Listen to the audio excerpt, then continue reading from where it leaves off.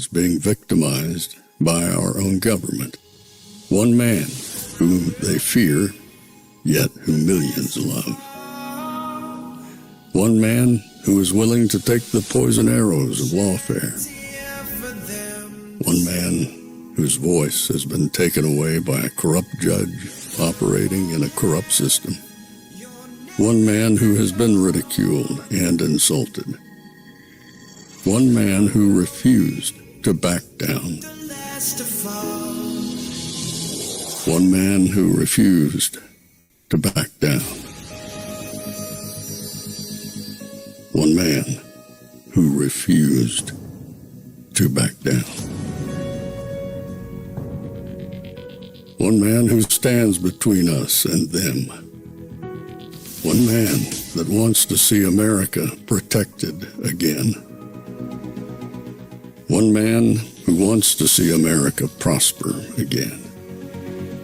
One man who understands that a man is a man and a woman is a woman. One man who understands and protects the blessing of life. One man who wants to restore American exceptionalism. One man who once again wants to make America that shining city on a hill for all to see.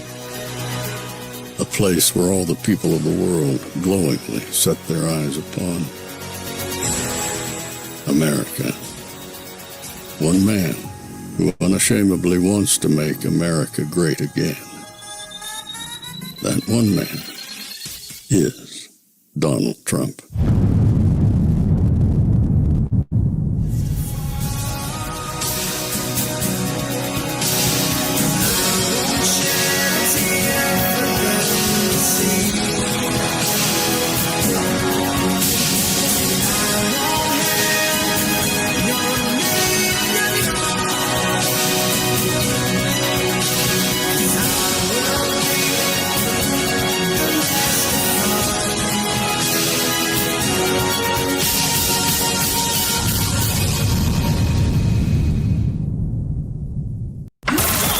This is Fanfare with Barry Cunningham. He's made it a very safe place. People go and they feel very secure and safe. He's also built one, but other also prisons, very big ones. And we're using his system because we're getting rid of our criminals from out of the United States who were allowed to come in by Biden. We're getting them out. And the president is helping us with that, President Bukele. So I was very impressed with him, really very impressed. Great guy. Could we use it for violent criminals, our own violent criminals? I call them homegrown criminals. Yes. I mean, the homegrowns. The ones that grew up and something went wrong and they hit people over the head with a baseball bat. We have, and push people into subways just before the train gets there, like you see happening sometimes. We are looking into it and we want to do it. I would love to do that. Check. Yeah, we got volume. For some reason, the Democrats haven't understood. When I say the Democrats, I'm talking about the political party as well as the media. They just don't get it. I mean, we spent yesterday talking about it. We talked about it again last night. And here they are this morning, still talking about this guy who they considered, the Maryland man, who they want to, quote, bring home. And they're just not getting it. This hill they want to die on. It doesn't make any sense to me. Probably doesn't make any sense to you. But nonetheless, this is what the Democrats are at this point, continuing to underscore the theme that they don't have anything to talk about. There's nothing that they can offer Americans, true Americans. They have to facilitate the importation of the people who they actually want to serve. It's becoming kind of disgusting at this point. It's past the point of embarrassment. This is absolutely disgusting. These are supposedly American leadership. These are American politicians, and they're advocating for so many different things that are outside the realm of what's best for America. And hopefully more and more people will start seeing this. Otherwise, we're in really big trouble. Right now, they're in big trouble, but this can't continue. I mean, Americans have to wake up. If you want your country, you cannot stand for this crap anymore. So we're waiting for Caroline Leavitt to come up with the press conference at 1. Before that, we're going to continue. I want you to hear some of the insane stuff that these people are saying, even today. What, if any, power, for people who are watching at home, do you have? What power do you have and other Democratic members to compel, push the government to bring him home? See? I had to stop it. I didn't plan on stopping it. She said it again. Bring him home. This is not his home, and I shall prove that to you very shortly. Well, we have the power to shape public sentiment, and at the end of the day, making sure that public sentiment in this case understands that the treatment of Mr. Abrego-Garcia, is unconscionable, unacceptable, and un-American. And if it can happen here, it can happen anywhere. And it's going to be incredibly important for every member of Congress. Certainly, we plan to do this on the Democratic side, both in the House and in the Senate, to intensify the pressure on the Trump administration to comply with the Supreme Court's directive, and the Supreme Court and/or the federal district court actually needs to enforce its order. It's an error, and That's interesting. The district court needs to enforce its order. Again, what you're seeing is nothing but gaslighting. Pure gaslighting. They know there's nothing they can do. So when she asked him the question, what is it you guys are going to do? Notice what he pivoted to. He said public sentiment, i.e. propaganda, gaslighting, MK Ultra type stuff, everything they can do to get people riled up. They know there's nothing politically, there's nothing legally that they can do. So all they want to do is drive public sentiment, i.e. stir up the crazies. That's what they're saying. They know everything else has been exhausted. There's nothing else they can do. Why they want to die on this hill, I can't figure it out. How do they think that this is what's going to help them or even help America? Makes no sense. But it's coming out in droves at this point. It's coming out of their skin pores that this guy represents so much to them.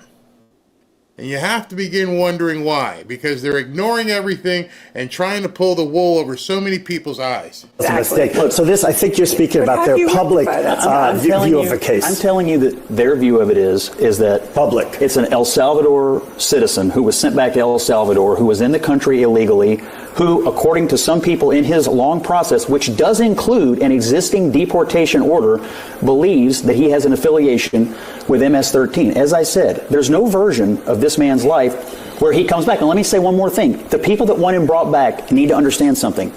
If the president of El Salvador releases him, and we do facilitate his return, when he lands in this country, one of two things will happen. He will be arrested, and then he'll either be sent back to El Salvador, where he is now, or some other country that I promise you don't want to go to. He's not. Now, see, there's a third option. Not an option, but there's a third thing that would happen. And I think this third thing is what they are counting on. If this guy were to land here, legally at this point, he would be deported away. But what they're hoping is once they get this guy back here, if they somehow could possibly get him back here, they would get some district court judge. You can count on this. This is money in the bank. If they got this guy back here, they would find some judge to say, release him. Count on that. They already know. They'll run to probably Judge Bo Asperger or somebody like him, and sure enough, he will say, release him. That's what they're counting on.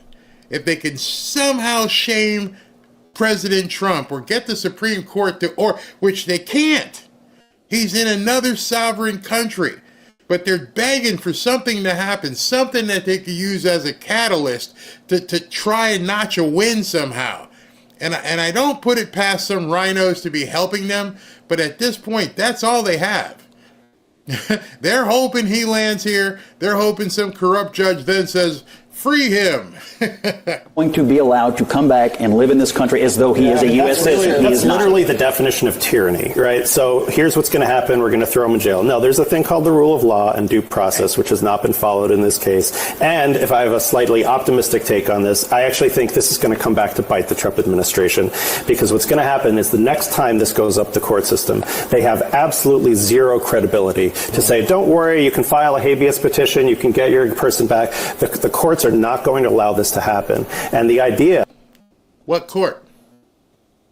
See, these guys are ideologues, and they feel that they can say so many things to this audience on CNN and the rubes that watch CNN and MSNBC, and like, oh, it's going to happen again. Well, he's telling you. They're going to make sure the next time it goes to a judge that this judge, whoever it may be, won't let it happen the next time. It's going to bite Trump in the butt. Except the district courts have nothing to do with immigration. In fact, the Supreme Court decision that came out, they're not even going back to court. Go ahead, try and subpoena them. They already have precedents. There's nothing to adjudicate. Go run to the court as many times as you can. I guarantee you, sitting here right now on a Tuesday afternoon on April 15th. Oh, by the way, did you pay your taxes? I forgot to throw that in there. Sorry to make a bad day for you. But they're not paying any attention to these people. It's useless. They haven't got the memo. That the Trump administration has the right of fiat to just decide to ship somebody off to another country, that is fundamentally opposed to everything a constitutional democracy They have the ability to deport people who have deportation orders, do they not? He got due process. He has a deportation order. But then why didn't they make that argument? Withholding of his removal order, so he was in the country. Why did he have a withholding? Because an immigration judge ruled that. But why? What was the argument? Because he was fearful of a gang that hasn't existed in El Salvador for 4 years. There's more of that gang in Los Angeles than there is. Right, so just so you know, Scott Jennings is slapping this guy around, and they don't want this information to come out. When they said he couldn't be deported to El Salvador years ago, it was because there was a rival gang there, and he felt for his life if he ended up in that prison, they would off him. But that gang is no longer there. For some reason, well, we know the reason, but the Democrats never seem to talk about that. They don't want you to know the facts of this case, which I'm going to show you momentarily. That's not for us to decide. That's the immigration judge decides that. Can I just tell everyone something right now? The reality is this wasn't a Maryland father. This was a El Salvadorian man who was illegally in this. Now, you're going to love this one. This woman here, she is adamant that the guy on the right here, the black or Hispanic guy, is from the Trump administration. He's one of the communication directors. And she decides upon herself she's going to play judge, jury, and executioner here and tell him, well, you'll hear. Country who was affiliated with MS-13. There is no evidence to that. Let's set the record straight about who this person is. There is no evidence that he was a gang member. With all due respect, if the Department of Justice has come out and said that he has gang affiliations, just like the same man who killed Rachel Morin had gang affiliations. So you would have told me before Rachel Morin's death, you would have defended that man and said he had no gang affiliations, and he went on to kill Rachel Morin. So instead of defending this gentleman, talk about who he actually is and talk about the risk in keeping illegal criminals in this country. This is exactly what President Trump was elected to do, to return these people back to their home countries, and that's what he did. We're not defending him. I'm going to reiterate that is unsubstantiated. There is no evidence of him being a gang member. He was married. Okay, so there's no evidence of this guy being a gang member. Interesting. I just happen to have here with me, which I can show you. Let's bring it up, shall we? Shall we bring this up so you guys can see it yourself? All right, this, as you're looking at, let me see if I can blow it up. Oh, I blew it up too much, so let me try this window here. And I think what I'll do is I'll bring it down.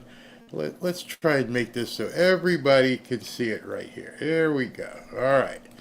This is the actual court document from, let's see, April 19th, 2019, in which this individual was charged in the immigration court right here, United States Department of Justice, Executive Office for Immigration Review, Baltimore, Maryland. Okay. And it goes on, and it goes here to the respondent, meaning the dude, the perp, is a native and citizen of El Salvador. That was established 6 years ago. On March 29th, yada yada, sets forth the following factual allegations. 1. The respondent is not a citizen or national of the United States. Nope, he's not from here. Number 2, he is a native and citizen of El Salvador. 3, he arrived in the United States illegally.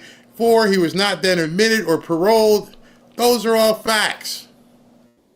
All right, so nothing yet about the gang, but can we all agree that 1, he's not from here. Number 2, he came here illegally. It's in the filing from 2019, right?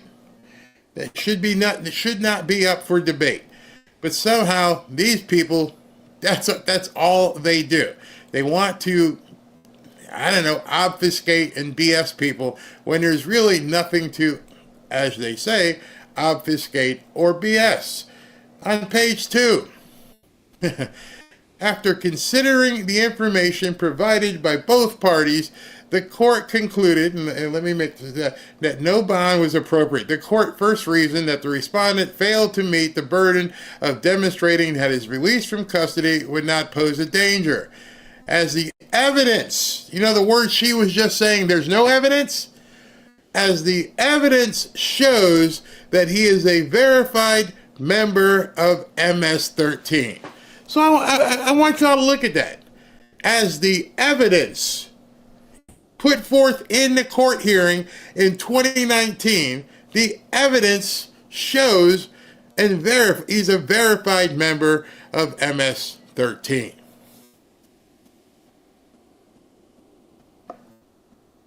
I'm just some guy with a YouTube channel in Boca Raton, Florida, and I found this. You're telling me politicians with huge staffs and budgets and news organizations, they couldn't find this? How am I one of the people out here like, look, it says it right there, man. It's verified member.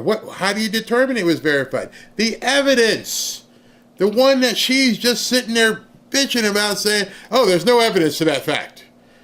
Huh? I mean, you should have said your sentence was, there's no evidence that I know of, because I'm an idiot. I'm just a talking head bimbo here that they've just told me to come out here and say there's no evidence. The case file has the evidence, bimbo. What are you talking about? What are any of these people talking about? How can they be completely gaslighting people every single broadcast about he's just some guy from Maryland, let's bring him home, and there's no evidence? What are you talking about? It's in the court file. There's a way to search court filings. Pretty much, you can go online and look it up. But they don't even take the time to do that. So she decides she wants to attack this guy from the Trump administration. He is married to a U.S. citizen, and he was in this country legally. Okay, but we don't know if he was being married does not make you not a gang member. There's no evidence. We're going to move on. There's no evidence that he was a gang member, and I want to reiterate that to our viewers. The Department of Justice came out and said there was credible evidence that he was a member or affiliated with You said he's a gang member, and he wasn't fact. legally allowed to be here, which, again, he was legally allowed to be here. I don't know how they do it. I don't know how you look into a camera that people are watching and say, he's legally allowed to be here. Yeah, and there's no evidence at all. And I take the time to do my research because I'm like, you know what? If I say something, people will call me out on it. And, hey, Barry, that's wrong. And here it is. Don't argue with me. Refute it. And I saw somebody on Twitter earlier who was like, well, they don't tell me what the evidence is. I'm sorry. I didn't know you wore a black robe when you woke up in the morning. The court filing. It's in there with citations. You do know what a citation is, don't you? I mean, if you're saying you don't know what the evidence is, maybe you don't know what the citation means, but these are things that people should easily be able to look up with the kind of resources these networks have. Some guy sitting in a chair in Boca Raton with a chihuahua sitting next to him shouldn't be the one educating people. You guys have done this for years. You got the big studios, the big offices, you got the makeup people and lighting, and you can't take the computer and take the time to find the actual document. Instead, you turn the lights on, tell the bimbo get in front of the camera and say, lie? And he is married to an American citizen. You can hold court for him all you want. He's no longer in this country. All right. The Americans are safer because of it. And to go back to the original question, so right now the White House seems to be doing nothing about getting him back, and that's fine. I'm going to move on. He's an illegal immigrant. He was here illegally with deportation orders in 2019. What part of that do you not understand? I understand the story very well, and I'm going to stop going back and forth with you on this, but I will say, again, he had every right to be in this country. Is there any... I swear somebody needs to check the bank accounts. At this point, you have someone from the White House, there is documentation, and you're looking at a camera telling the people who may be watching this show, again, I'm going to tell you, he has every legal right to be here. Huh? It does. I guess sometimes it makes you doubt yourself, because if enough people keep saying it over and over and over, you have to wonder, am I the stupid one? Am I the one who doesn't know? Maybe. Let me go see if I can download it again. Oh, no, it says right there. Resident citizen of El Salvador, verified. Evidence shows the verified MS there. How could it's not even ambiguous? But I don't know. Scenario under which he was an illegal immigrant. We're going to move on this. No, I will not let you go forward. Okay. He was an illegal alien in this country with a deportation order in 2019. He is an El Salvadorian citizen. If you are not a citizen of the United States of America here illegally, there are grounds to deport you, in which happened recently. This again, unsubstantiated. Those are not the facts, but I will move on. President Trump said, I saw the... She made it a point. She must have said that 5 or 6 times. Again, that's not the facts. You're a liar. You're a liar. You work for Trump. You're a liar. You know, he does belong. You can say it as many times as you want. It doesn't make it true, lady. And unfortunately, this is how we have to refute them. We actually have to hold documents up in front of their faces and go, here it is. What else? What do you... He should have said, what are you relying on? If you're not relying on court filings, if you're not relying on appellate and decisions and judgments, what is it that you are holding your opinion on? And I tell you right now, if you're talking to any liberal who's all afire about this issue, they won't talk to you. They don't have anything. And here's why. This next guy is a senator or representative, rather, one of the two, in Maryland, where this guy was hanging out. He's not from. He's not a Maryland man. This is where he was hanging out. And listen what this idiot has to say. Comments of President Bukele, and I look forward to meeting with him. I've requested to meet with him. I reached out to the ambassador here to ask to meet while he's here. But I've also made clear if we can't meet here, I do intend to go to El Salvador to discuss the release of this individual who is illegally detained, a Maryland man who's the father of 3 in a notorious prison in El Salvador. And I believe the president of El Salvador will recognize why it's important to allow him to return to the United States of America, because it is absolutely unjust and illegal to have this Marylander detained one more day in a notorious prison in El Salvador. Of course, President Trump could have just said, bring him home. Of course he could have done that. They act like he's some sort of vet in a prison overseas. He fought a good war and he was captured and we want to bring him home. He's a Marylander. Boy, other Marylanders must be really pissed off right now. This is one of your elected officials spending government money talking about flying to El Salvador to bring back an illegal. He's not walking around Baltimore saying, man, there's some really poor people here. And I should help these people find jobs, help them eat. Do things. Let me try and do something with housing here in Baltimore. Hey, you know what? The crime is really, really bad in the Inner Harbor. Maybe I should do something about that. Nope. I'm going to go take the time, leave Washington, where there's a lot of pressing information and things need to be done. I'm going to leave there, and I'm going to fly to El Salvador to beg their president, because our president won't take my calls, to release this dude. Any of this making sense to anybody? Is it just me? I mean, I look around and going, all the things going on in this country right now, this is the biggest deal in the media, and this is the biggest deal for Democratic politicians? Well, obviously we know you got nothing else, but man, this has got to be a 95-5 thing. I mean, 95% of people like, what are you talking about? I got dinner tonight. What do you mean, El Salvador? Only about 5-10% of people even care about this. But it's everything for the liberal media and liberal politicians. But this is an administration that has lied about Mr. Abrego-Garcia, right? The vice president of the United States tweeted out that he had a criminal record. That was a lie. They're just lying. They've gotten... Somebody find me this dude's email so I can email the court filing here. See, what the problem is that Democrats and the media don't view immigration laws or the breaking of immigration laws as being against the law. Forget all the other MS-13 stuff. Forget all that. If there was not a single MS-13 thing that this guy you knew of, and the only thing that they had against him was that he crossed the border illegally, he would still be deportable. The Democrats in the media, they don't believe that there's any problem with crossing the border illegally. There's no such thing. That's what's being revealed right now.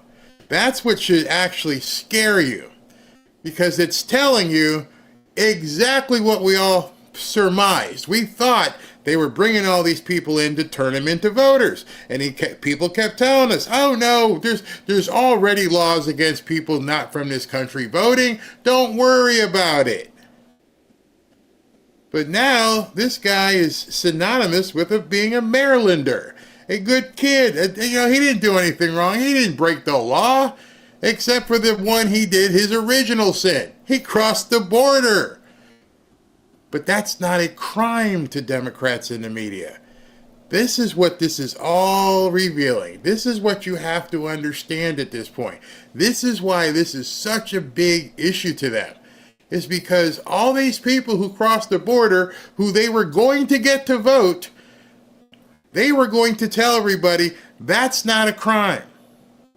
You can't deport somebody just because they came here for a better life. We can't do that. It's un-American. Of course they get to stay and get cards and EBT, and we put them in hotels, and we feed them, and we give them bus rides, and we give them plane rides, and we let them vote. That's what this is all about. Not this one guy. It's the millions of them, and they're like, uh-oh. Are border crossings really down 95%? Uh-huh. Are they really just taking these people and getting them out of the country? Uh-huh. But they didn't do anything but come across the border for a better life. Who can blame somebody for that? That's what's going on. Caught lying. They don't want to admit it. And they have an obligation to bring him home. But I will say the president of El Salvador. You hear it again? They're going to keep saying that because it works on the nuts. These nuts. It works on these nuts because they keep saying, bring him home, bring him home, bring him home. And they're very, very good at persuasion. They're very, very good at brainwashing. Oh, he hasn't done anything. There's no evidence. There's nothing out there that says that this is a bad dude, and we just want to bring him home. He's a Marylander. should not now take it upon himself to say that he is detaining him for one more day, because that is kidnapping. I understand that the Attorney General said that we would provide a plane to bring him home. So all the president of El Salvador has to do now is remember that as we go forward, because I'm going to show you some other things later on after the press conference. Do you hear what he just said? See, that's the new thing they're going to go for. He just let it fall out of his mouth. Now they're going to look to basically levy kidnapping charges on people. See, they've been working in the shadows, as you know, trying to come up with some idea in terms of how they were going to do things to combat this. And now here comes the next thing they're going to try. They're going to try and levy kidnapping charges against border agents. That's how big, that's how much importance this is. They're willing to try kidnapping charges. Charges that put you in jail for life. For deporting an illegal. Let that sink in for a second. That people in our government, elected officials, want to try ICE agents and Border Patrol for kidnapping. A life sentence crime for doing the job of deportation. It just came out of his mouth. hand over and release an innocent man and let him come home to his family. Requested this meeting with President Bukele while he's in D.C. Is a meeting set? Have you heard back? Kate, it's good to be with you. I did request it. I've not heard back from the president of El Salvador. And as I said in that letter, if I don't hear from him and Abrego-Garcia is not quickly returned, I do intend to go to El Salvador this week to show solidarity with his family. As you indicated, the Trump administration itself has admitted that he was abducted and sent to this prison in error, and he should get his due process. They show no intent of doing anything to bring him back anytime soon, that is for sure. If by midweek, I mean, that could be tomorrow, nothing happens, you go to El Salvador, do you have a hope of leaving with him when you come back, or what can you accomplish there? Kate, I hope to meet with officials of the government of El Salvador. I don't know if the president is going to be in country at that time. I also hope to... All right, so me personally, I've never gone to like a restaurant, you know, a very busy restaurant that you usually need reservations for. And you ain't no reservation. You don't even know if Bukele is going to be there. He's going to show up, knock on the door. Hey, I want to see this guy. You went on CNN and just said that. No one's returning your calls. They're ignoring you for the ignoramus that you are. And you're just going to fly into a foreign country. That's a whole different other thing. I'm waiting for the president of El Salvador saying, no, you can't come here. Is that what you're coming here, to stir up stuff and have a photo op outside of my prison? No, don't bother coming. You can't come here. I'm waiting for this, because this guy plans on going to this prison, which if you've seen this prison, you're not getting anywhere close to it. You're just not going to drive up to the front and have the Uber driver take you. No, it is one of the most secure prisons ever built. You can't get to this prison. So everything he's saying right now is complete BS. Visit this notorious prison to see Abrego-Garcia, to let him know that his family and friends are very worried about him, as am I.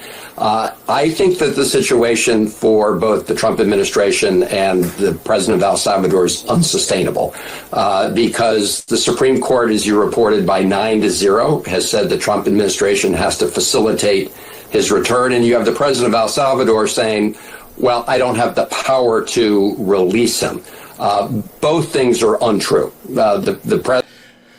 See, if you want to blame anybody, if you want to put blame for this, here's where the blame is. The blame is on John Roberts.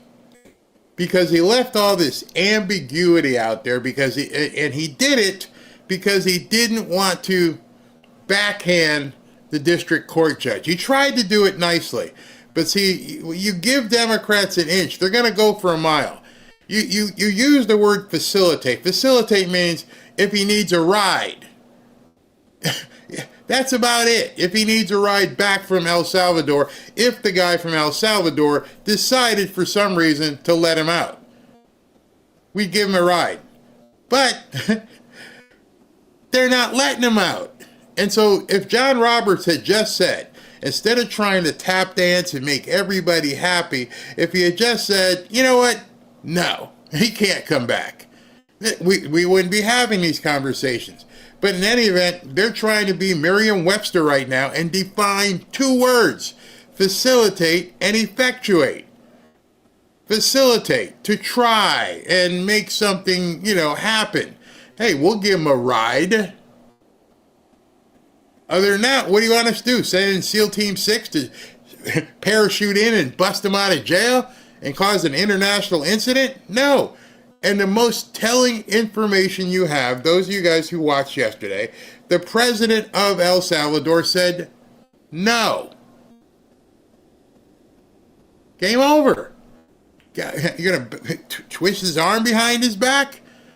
He has way too much to lose in his dealings with America to listen to this idiot talk about something. And he mentioned it in the Oval Office yesterday. He goes, the guy shot people. He shot a cop. The good Marylander that he wants to come home to his parents, his family, whatever. The one who shot a cop. I don't even want to take the time to meet you because you're too stupid to even know this. But again, the Democrats are willing to die on this hill. And I think they will. The president could, of course, facilitate his return. After all, the United States is paying El Salvador money for this president. And, of course, the president of El Salvador could release him. So at some point, I think this becomes unsustainable. People are going to keep calling for his release because the Trump administration itself has admitted he was wrongfully whisked out of the country. And we have a 9-0 decision from the Supreme Court. This is very important, obviously, to you, as he and his family are constituents of yours. But I heard this somewhat debated. No. You notice how she said that look into the camera, look smoky and sultry. I know this is important to you because he and his family are constituents of yours. They lie with so much ease and calmly. The persuasiveness, he and his family are constituents of yours. No, he's not. He is not a constituent of the government of Maryland or the United States. I don't think, one of the reasons why I do my show is because it's so easy to catch these people in lies, and most people aren't seeing it, and you guys are seeing now how they treat their audiences and how they have no problem putting a pretty young woman on with her makeup and smiling and saying, we should try to bring him home, with his family because he's a constituent of Maryland. And you don't think this woman is being offensive. You don't think that, she's dressed nice, she looks good. You don't think that she'd be a demon. But as you listen to these people talk over and over and over, they're polished. They're very, very good. They get highly paid for what they do. And they do it so well that people don't even realize they're in a spell. That they're being conjured. That the words coming out of their mouth are meant to deceive them. They're coordinated. They're scripted. They're put on the teleprompter to deceive you. And they're very, very good. And the more you listen to these people, that's why I know I can keep doing this channel, is because every single night they keep doing it. And we, in addition to being MAGA, in addition to being Christians, need to pray for what's happening here in America. You are watching. I keep pointing out to you guys every single day on my shows, watch what these people are saying. I'm telling you, your friends, your coworkers, your family, they're being sucked in. They don't realize, because people aren't doing, the little crystal ball, what do you call it thing? They're not, it's just otherwise. It's somebody with makeup, it's somebody good looking, and they talk convincingly, and they use their words just very smoothly. Crazy. It's absolutely crazy. Last night. And what do you say to someone, I'm picking a random place, Idaho? Why should we, the collective we, care about this one case? Well, we should care about this case because of due process. Every American citizen is due their due process, and people who are in the United States under legal protective status. Get to the point where he is. Like Abrego-Garcia was. You vomited. You vomited a lie. Entitled to due process. So if the president gets to shred the Constitution and ignore the Supreme Court in this case, it is a very short path to the president ignoring court orders in other cases. So every American should care about this. You know, to prove she has an agenda, to prove CNN have agenda, the very easy question that she didn't ask him, and nobody ever asks these people when they're talking to him. Very simple. If I was giving the interview, I'd say, Mr. Van Hollen, I have one question. I've read the Supreme Court decision backwards and forward, and I think what we're having a problem. Let's take to the crux of this. Define facilitate, and then just shut up. All the other stuff, forget about. I don't care if he's a Maryland constituent. I don't care this. Can you define facilitate? Because you're saying it's Trump, you're saying it's Bukele, you're saying, just define that, because that's all the Supreme Court said. When you're talking to your friends and your libs and your people who work with you, define facilitate. Look it up in a dictionary. Is there a different definition in Black's Law? Tell us what your definition of this is. Love to know. Because that is all the Supreme Court said that President Trump had to do. That's it. Period. Facilitate. So if you can't define that one word in regards to what is the job at this point that the Trump administration has to do. The one job the Supreme Court said is they had to facilitate. Okay. Talk to me like I'm 5. What the hell does facilitate mean? And explain it. That's all she would have had to ask him.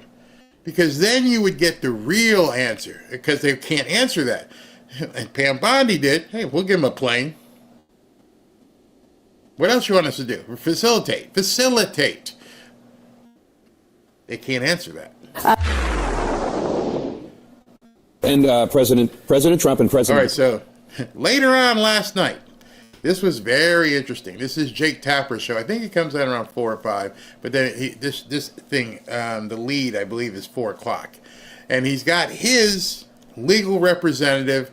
She's on there all the time. She hates Trump. But my gosh, I said.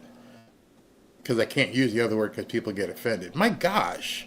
Listen to what she has to say to Jake Tapper. I made it clear that Abrego-Garcia will not be returned to the United States, despite this U.S. Supreme Court ruling saying that Trump had to facilitate his return.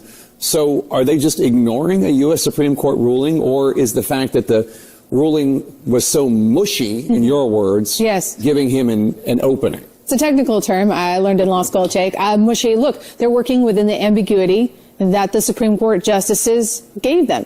They did not order the administration to return him to the United States. They said that they need to facilitate this return. They could. Here you go. I'm sorry, liberal heads are exploding right now. CNN just dropped the bomb on you. That's it. That's the entirety of the purpose and work that Trump administration has to do. All they have to do is facilitate. And everybody in the chorus, what's facilitate mean? Good question. Good question. Get him some socks? I don't know. I have no idea how you facilitate this. To what extent do I qualify my facilitation? I don't know. Would have said, we order him returned, but they didn't do that. So you heard the Attorney General. She was being very careful in the Oval Office when she was asked, would you help? She says, of course we'd provide a plane, right? Thereby facilitating whatever El Salvador is doing. The Supreme Court appeared to defer to the executive branch, given that this is an international matter. And you see, yes, it does look a little bit like a semantic game, but they are playing within the bounds of what the Supreme Court ruled. So no, they are not defying this order. And take a listen to how... I'm sorry? Did you tell the other people at CNN that? And I'm noticing that they're showing pictures of the people in prison, so I've got to go back in and cut that. I got to cut that whole section because they're showing stuff that the people here don't want you to see. But in any event, you heard what she said. He didn't violate anything, which I'm sure people who happen to be watching that show were like, oh no, don't say that. No, it was pretty clear. Now, what's interesting, it's 1:15, 16, she hasn't walked out yet. What's very interesting is all of the Supreme Court justices had to have been conferring and talking and everything else. It was a 9-0 decision. 9-0. So they all read this decision. It got passed around. It got passed to the other justices and passed around. And they all said, yeah, I'm good with that. So what's funny is these judges who can't seem to agree about anything, they huddled and punted. They're like, okay, just put facilitate in it. Can we go to lunch now? Because no one's going to know what it is. I don't even know what it is. It satisfies me. I'm a liberal, and I'm not saying he gets to stay, and you're a conservative, and you're not saying he has to come back. So we'll say facilitate, and we can probably still make lunch and the golf course. Ready? Break. Because it was a 9-0 decision on a word that they just left hanging out there. And it's got the entire Democrat Party thinking it means bring him back, and they're not looking at the decision. See, if you just look down at the actual decision and realize this was 9-0, it means it was unanimous. It would be impossible, 100% impossible, if it meant bring him back. Because I'm sure Alito and Thomas would have been like, oh, no. But they said, okay, well, I'm good with facilitate. And then the liberals would have been like, oh, no. You must say in this document, bring him back. You can't leave him there. Sotomayor would have been like, oh, no. So they all got together and punted. Facilitate? What's it mean? It means whatever you want it to mean. But meanwhile, I heard they got the special today. You got the filet special. You coming? Let's go. They completely agreed to do nothing. And I think people need to pay attention to a 9-0 decision, a unanimous decision. Because those two factions on the court, and Amy Coney Barrett, whichever way the wind blows with her, would never have agreed on a unanimous one way or the other. So that's indicative of what really what happened. I'm like, well, I don't know. Go ahead, let's go to lunch. As Deputy Chief of Staff Stephen Miller views it. And a district court judge tried to tell the administration that they had to kidnap a citizen of El Salvador and fly him back here. That issue was raised with the Supreme Court, and the Supreme Court said the district court order was unlawful and its main components were reversed 9-0 unanimously, stating clearly that neither Secretary of State nor the President could be compelled by anybody to forcibly retrieve a citizen of El Salvador. Stephen, you got the win. I don't know why he had to go so far, because what he's saying is not completely accurate. I talked to the kid. I'm like, all right. So the district court said that the administration needed to facilitate and effectuate the return of this man to the United States and gave a date. The Supreme Court says, yes, you need to facilitate this. But when it comes to effectuating, making it happen, they said this needs to go back down to the lower court. They need to clarify what that meant. And they warned the lower court, you need to be deferential to the executive branch, because we're talking. All right. So that's the part the Democrats are leaving out.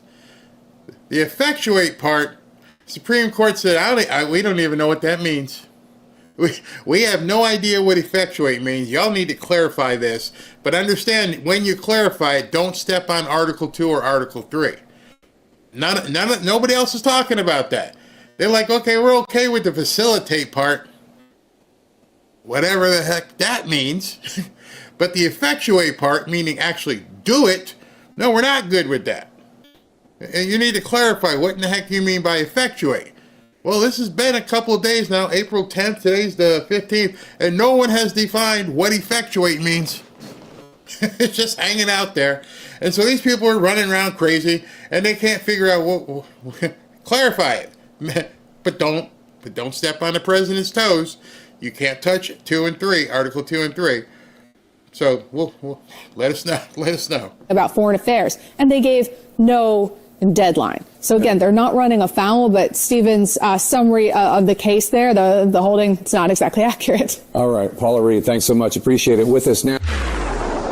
So you notice she laughed, because at this point, people, it is indeed a laughing matter. I mean, you guys can all just sit back and go, these people are nuts, man. I mean, they're absolutely crazy, and they're crazy over nothing. So I hope that, it's funny, I saw this by Nancy Mace. She had posted, never thought I'd see the day where a sitting United States Senator would be fighting tooth and nail for an illegal and an MS-13 gang member. She's talking about Van Hollen, which I completely agree with. What do you guys want? Why is this so important? I'm looking at the screen, nothing yet. And I'm pretty sure a lot of you feel that way. Okay. I don't know what this means. Doesn't make any sense whatsoever. You guys can try, but you know what? Don't waste your time. Let them run around and be stupid. Let them, look like they've got their hair on fire and stuff, because they're all lying.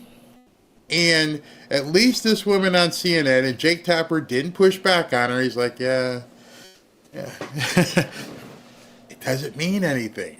It was a 9-0 decision, and you guys can take it from there. You've been around long enough to know what Alito and Clarence Thomas, how they really feel. And you also know how Sotomayor and Kagan and Ketanji Jackson feel. So you have to, as a freely thinking adult, go, there's no way those two sides of the aisle, I mean, we'll never know, and I think we can count on Gorsuch, but Kavanaugh, ACB, and Roberts, they're in the middle somewhere.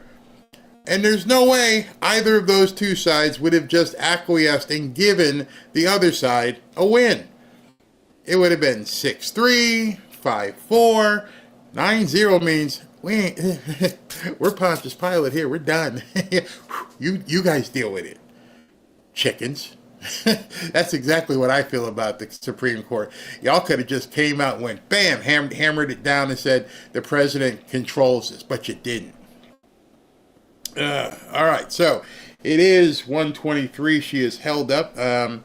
Not sure why. No reason being given. I check in the White House feed. They got it. They have it still up. So, she's usually very, very, very punctual. I haven't seen her much where she's been late like this. So it's interesting. Democrats are full-on communists, and they're ranting and raving about anything Trump. Yeah. The only purpose, where's that? The only purpose of continuing the lies is to keep their brainwashed, angry, and hungry for blood. Yep. And they know that this is indeed something, that the hill they need to die on. I'm convinced at this point that they're seeing what's happening. They're seeing that Trump is, how can I say, winning? He's okay. Her team has walked out. She has not walked out as of yet, and then they shut the door behind them, so it's not like she's coming. Let's see. He's not an American citizen. Period. Yeah, just announced 2 minute warning. Yo, dude, he's not an American citizen. Like, how many times do you have to tell these people? They just don't get it. They get it. They just realize this is bad for them. Really, really bad for them. And so what you're going to hear, let's just might as well just set the stage here. They're going to come out. She's going to read her statement, and she's going to talk about jobs and all the good things that she does, and NVIDIA with another $500 billion, and with the stock market doing, recovering. And she's going to say the good things. And be ready. They're going to come right in on this whole dude from El Salvador. They're going to come right back on him for that. Because what else are they going to talk about? The last press conference she did, I was shocked. It was her shortest one. It was 35 minutes because they didn't have any more questions. Because they can't ask the real stuff. It's the good stuff. And so immigration, 95% down, 97, whatever it was, it's way down. Nobody's crossing the border. Deportations, ongoing. Hasn't stopped whatsoever. They're still moving people out of here. The economy, stock market has rebounded, and as we speak right now, I believe it was up 400 before. Now it's down 70. It's right about even. Maybe it'll bounce after this. So all the things that they're going to talk about, they can't talk about. So all they have to badger her with is this immigration thing. The tariffs. Okay, where are we with that? Well, they're going to be going into place, and we'll see what happens. Interesting enough, President Trump did an interview with what's her name? Campus Duffy. I forget her first name, but we'll show that tonight at the 7:00 show. But he reiterated, if we can do what we want to do, if we can see this thing happening with the tariffs, we could abolish taxes. And so that's maybe they'll be bold enough today, since today is April 15th, maybe they will be bold enough to come out and talk about the abolishment of income taxes. Don't know. We shall see. Has anyone said how many times, how many have been deported? Tom Homan did, and I'll look that up. Yes, the dude shot a cop. The good old Marylander father. Bring him home. Mm-hmm. Effectuate was specifically removed by the Supreme Court because effectuate in legal meaning you will do something, and then in the Article 3 inferior judge cannot instruct the executive to do it. No. So it wasn't worth the paper it was written on. So go ahead and facilitate it. Yeah, okay. Well, we could have fun with this. The Supreme Court said facilitate, not initiate, and not activate. I help the process, not start the process. Why hasn't Caitlin's seat been moved to the back? I don't know if Caitlin can come in. I know that one guy from the AP sued, and he's still not back yet either. What do we get? Why are they still hiding the Epstein files? Are you going to cover Trump welcoming the Navy football team at 3 p.m.? I will have it for the 7:00 show. I won't be able to cover it at 3 p.m. depending on how late we go. I have a hard stop at 3. I mean, like a real hard stop. I have to go to my ortho appointment today for this bum knee I have. So I got to be off air and in the car by 3:15. So if this live? Hold on. The Oval, I have some newsy updates to share from the president, which I know you all very much value and appreciate. So let's get to it. The president promised millions of Christians across the country on the campaign trail that he would create a White House faith office when he returned to the White House, and he underway for Holy Week ahead of Easter Sunday. The president signed a Holy Week proclamation, filmed a special presidential video message, and will be hosting a pre-Easter dinner tomorrow night and a White House staff Easter worship service on Thursday. The president and the First Lady are honored to continue the tradition of the White House Easter egg roll, which will take place on the South Lawn next Monday. In other news, President Trump is turning America into a manufacturing superpower again. Yesterday, there was a monumental announcement by NVIDIA, one of the largest companies in the world. This is just the latest example. For the first time ever, chip-making giant NVIDIA will produce AI supercomputers entirely in the United States. Let me know if the volume is okay. $50 billion worth of AI infrastructure in our country over the next 4 years. With their manufacturing partners, they have commissioned more than 1 million square feet of manufacturing space to build and test NVIDIA Blackwell chips in the great state of Arizona and AI supercomputers in the great state of Texas. NVIDIA's founder and CEO Jensen Huang touted how the engines of the world's AI infrastructure are being built in the United States for the first time. This is the Trump effect. This follows trillions in other U.S. investments announced already, including $500 billion from Apple in U.S.-based manufacturing and training, $100 billion from TSMC in U.S.-based chips manufacturing, and the $500 billion private investment led by OpenAI, Oracle, and SoftBank in artificial intelligence infrastructure. Under President Trump, we're going to produce the cars, the ships, the chips, the airplanes, minerals, and medicines that we need right here in America at the hands of American workers. On the border, President Trump continues to break records and protect our homeland. According to CBP, Border Patrol apprehensions along the southwest border for the entire month of March 2025 were lower than the first 2 days of March 2024 under Joe Biden. Incredible law enforcement officers are arresting violent illegal aliens from American communities every day. Here are a few examples from the latest ICE report, which I received this morning.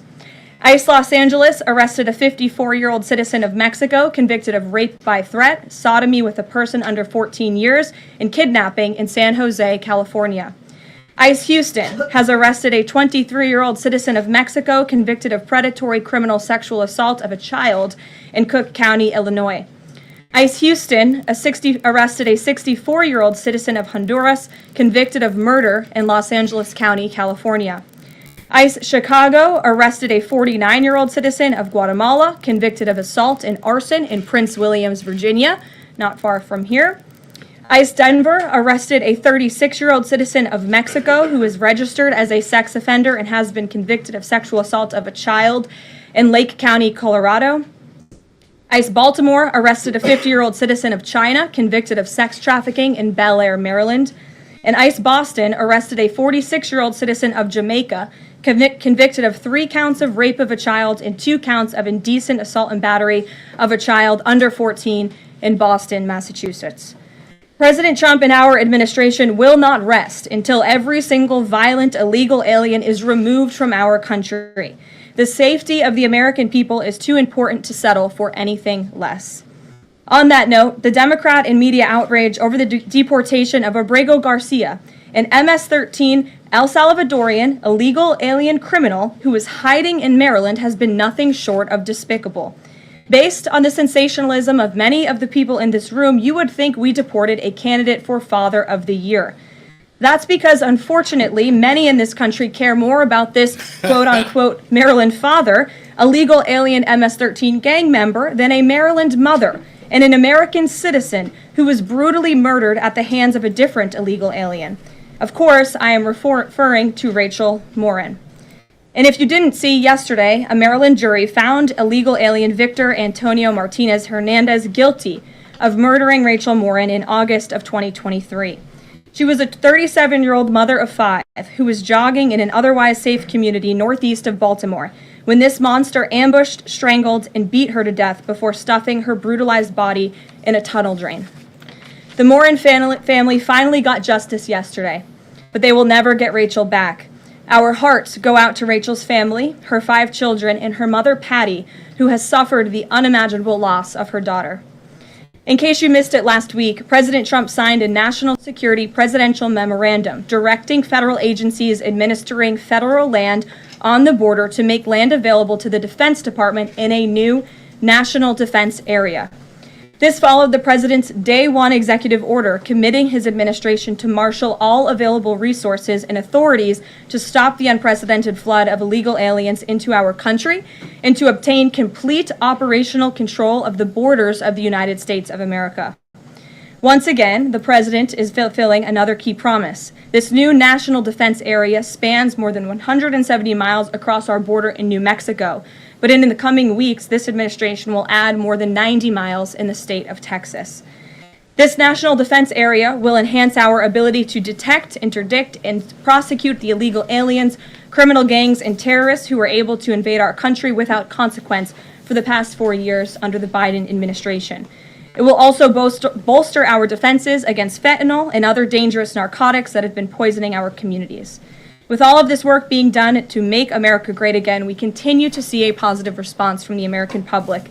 A brand new poll published from the Daily Mail and JL Partners this morning found that President Trump's approval rating is at an all-time high. That's because the president is working tirelessly to keep his promises to the American people, as I just saw him doing today in the Oval Office.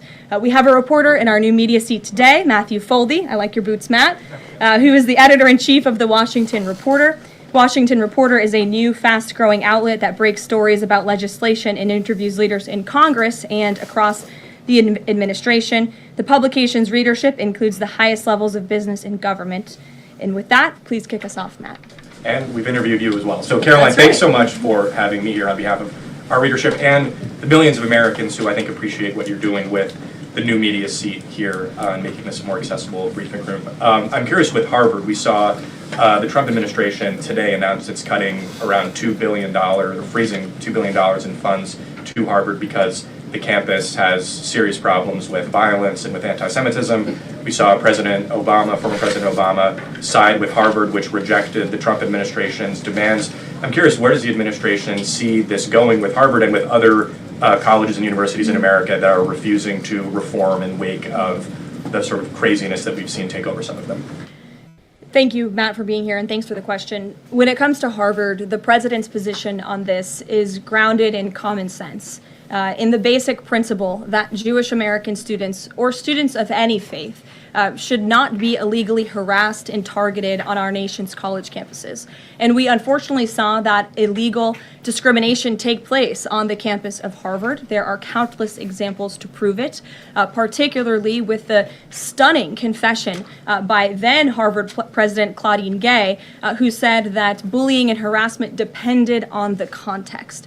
The president at that time made it clear to the American public he was not going to tolerate illegal harassment and anti-Semitism taking place in violations of federal law. So the president made it clear to Harvard, follow federal law, no longer break Title VI, which was passed by Congress to ensure no student can be discriminated against on the basis of race, and you will receive federal funding. Unfortunately, Harvard has not taken the president or the administration's demands seriously. All the president is asking, don't break federal law, and then you can have your federal funding. I think the president is also begging a good question.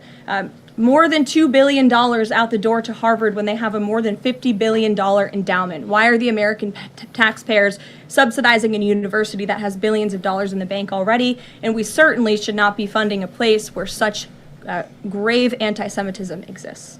I'm curious, you had just mentioned Rachel Morin, and I'm a Maryland man, and I think most Marylanders appreciate what you were saying today. We've seen that Chris Van Hollen, who was Rachel Morin's senator, basically threatening to fly to El Salvador to press for the release of someone who was in America illegally. And not as much sort of from him about Rachel Morin's horrific murder and the verdict that was, I think, rightly reached yesterday. What does the administration think about the priorities we're seeing from Senate Democrats in terms of illegal immigrants instead of the work that agencies like ICE and DHS are doing with the Trump administration?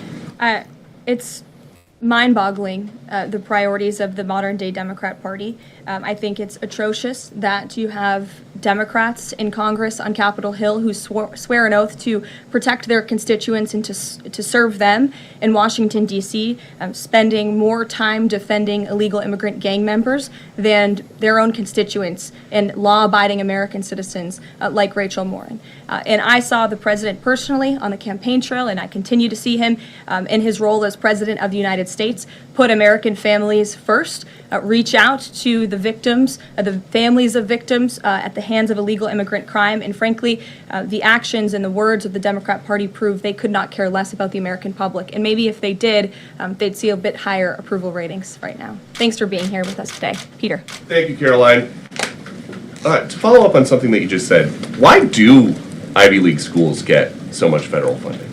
It's a very good question, and it's a question the president has obviously raised in his discussions and negotiations with not just Harvard, but also Columbia and many other Ivy League institutions. We have the Anti-Semitism Task Force, which the president promised and delivered on. The Anti-Semitism Task Force is across the government, representatives from various federal agencies who meet on a weekly basis to discuss the question that you just raised. And I think a lot of Americans are wondering why their tax dollars are going to these universities when they are not only indoctrinating our nation's students, but also allowing such egregious illegal behavior to occur. To follow up on immigration, deporting American citizens to Central American prisons, is it legal, or do you need to change the law to do it? Well, it's another question that the president has raised. It's a legal question that the president is looking into. And he talked about this yesterday when with his meeting with President Bukele in the Oval Office. He would only consider this, if legal, for Americans who are the most violent, egregious, repeat offenders of crime who nobody in this room wants living in their communities. And then there's this CHNV thing. President Biden let more than 530,000 people from Cuba, Haiti, Nicaragua, Venezuela into the U.S. with this CHNV program. He did it with the stroke of a pen. And now a judge will not let President Trump undo it with the stroke of a pen. So are you guys going to give all 530,000 plus people individual deportation hearings, or are you just going to try to deport them? I spoke to White House counsel's office about this morning, because obviously another rogue district court judge is trying to block the administration's mass deportation efforts with this latest injunction. We will fight this in the court of law, and we will ensure that every individual who illegally entered our country and was really taken advantage of by the previous administration because they abused the parole system in this country to fast track legal status, as they said, for these illegal immigrants, and they completely abused our legal system. Many of these paroled individuals were then given temporary protective status, which the intention of that TPS was only supposed to be used in times of war or storm or destruction in the home countries of these migrants. It was completely abused. These migrants came here for economic reasons, and they illegally entered our country, and the president is not going to tolerate that. And so we will continue to focus on deporting as many individuals as we can. Jennifer. One on tariffs and one on Russia. Can you give us any sort of an update on which deals are in hand or are close? Which countries are reaching a deal on tariffs? And then on Russia, can you give us an update on what the agreement was with Russia? The president yesterday said that he thinks we'll be seeing some very good deals very soon. Can you talk a little bit about what Russia agreed to? Sure. I don't want to get ahead of our United States Trade Ambassador and Secretary of Commerce, the Secretary of Treasury, all the great individuals who are working incredibly hard to cut these good trade deals. And the president's deeply involved in this as well. He has made it clear to his trade team he wants to personally sign off on all of these deals too. And so I don't want to get ahead of them on announcements. But obviously, as you've heard from numerous administration officials, there have been many talks with countries. We've had more than 15 deals, pieces of paper put on the table, proposals that are actively being considered. And as we've said consistently, more than 75 countries have reached out. So there's a lot of work to do. We very much understand that, but we do believe that we can announce some deals very soon. And then on Russia, can you say, did Russia agree to anything with Special Envoy Steve Witkoff?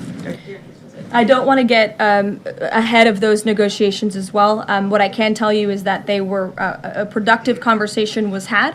As the presidential envoy Steve Witkoff said last night, he believes that Russia wants to end this war, and the president believes that as well. There is incentive for Russia to end this war, and perhaps that could be economic partnerships with the United States, but we need to see a ceasefire first, and the president and the presidential envoy Witkoff made that very clear to the Russians. Gabe. Thank you, Caroline. And I also want to thank your press office for releasing that information that you cited up there regarding the ICE arrests over the last couple of days. And I have them right here, but what I might ask is, why not release the same information for those who were deported to El Salvador? Well, first of all, the information was released by the Department of Homeland Security. The individuals on the flights to El Salvador are foreign terrorists, and those are counterterrorism operations. They are much different than the arrests and final order of removals that you see on a day-to-day basis that law enforcement agents are conducting around the country. That information was not, to that detail, was not released by DHS, though. I just told you the reason. It was a counterterrorism operation, a deportation of foreign terrorists, not illegal criminals who have been convicted of heinous crimes living in our American communities. It's two different things. Foreign terrorist, illegal immigrant criminal, two different things, two different definitions. You should look them up. Christian, go ahead. Yeah, thanks, Caroline. Does the president support raising the corporate tax rate to pay for all of these other tax cuts he wants to see move through Congress? Look, I've seen this idea proposed. I've heard this idea discussed, but I don't believe the president has made a determination on whether he supports it or not. And then secondly, do you have any information on the status of Eden Alexander? Hamas says they lost contact with the unit guarding him following an Israeli airstrike earlier today. I don't have updates. I have not seen that report, but I can certainly check in with our National Security Council. I have spoken to the president about Eden Alexander, and he's made it very clear to our national security team that finding him is a priority, but unfortunately I don't have any updates to share. But it's a very important matter, and certainly we can check in. Sure. Hi. How concerned is the president that a federal judge could hold a Trump administration official in contempt of court for defying deportation orders? We are complying with all court orders. So I see what you're trying to do there with that question, but we're very confident that every action taken by this administration is within the confines of the law, and we continue to comply with the court's orders. And you have seen that, and the president made that clear yesterday in the Oval Office with President Bukele. Sure. Thanks, Caroline. Could you, just going back to El Salvador, could you just explain to us a little bit more about the legal basis on which you may be able to send U.S. citizens to prison there? I know you said President Trump is looking at it, but can you explain to us a little bit more about how that might be possible? We're looking at it, and when I have more for you to share, I certainly will. Sure. Still going off the El Salvador questions, yesterday in the Oval Office, administration officials made it very clear that El Salvador is responsible for Mr. Abrego-Garcia, yet El Salvador's president said we're not going to do anything with him. So my question is, who is responsible for this man and where he's going to end up? Well, no. First of all, President Bukele said that he is not going to smuggle a foreign terrorist back into the United States of America, as many in this room in the Democrat Party seemingly want him to do. Abrego-Garcia was a foreign terrorist. He is an MS-13 gang member. He was engaged in human trafficking. He illegally came into our country. And so deporting him back to El Salvador was always going to be the end result. There is never going to be a world in which this is an individual who's going to live a peaceful life in Maryland, because he is a foreign terrorist and a MS-13 gang member. Not only have we confirmed that, President Bukele yesterday in the Oval Office confirmed that as well.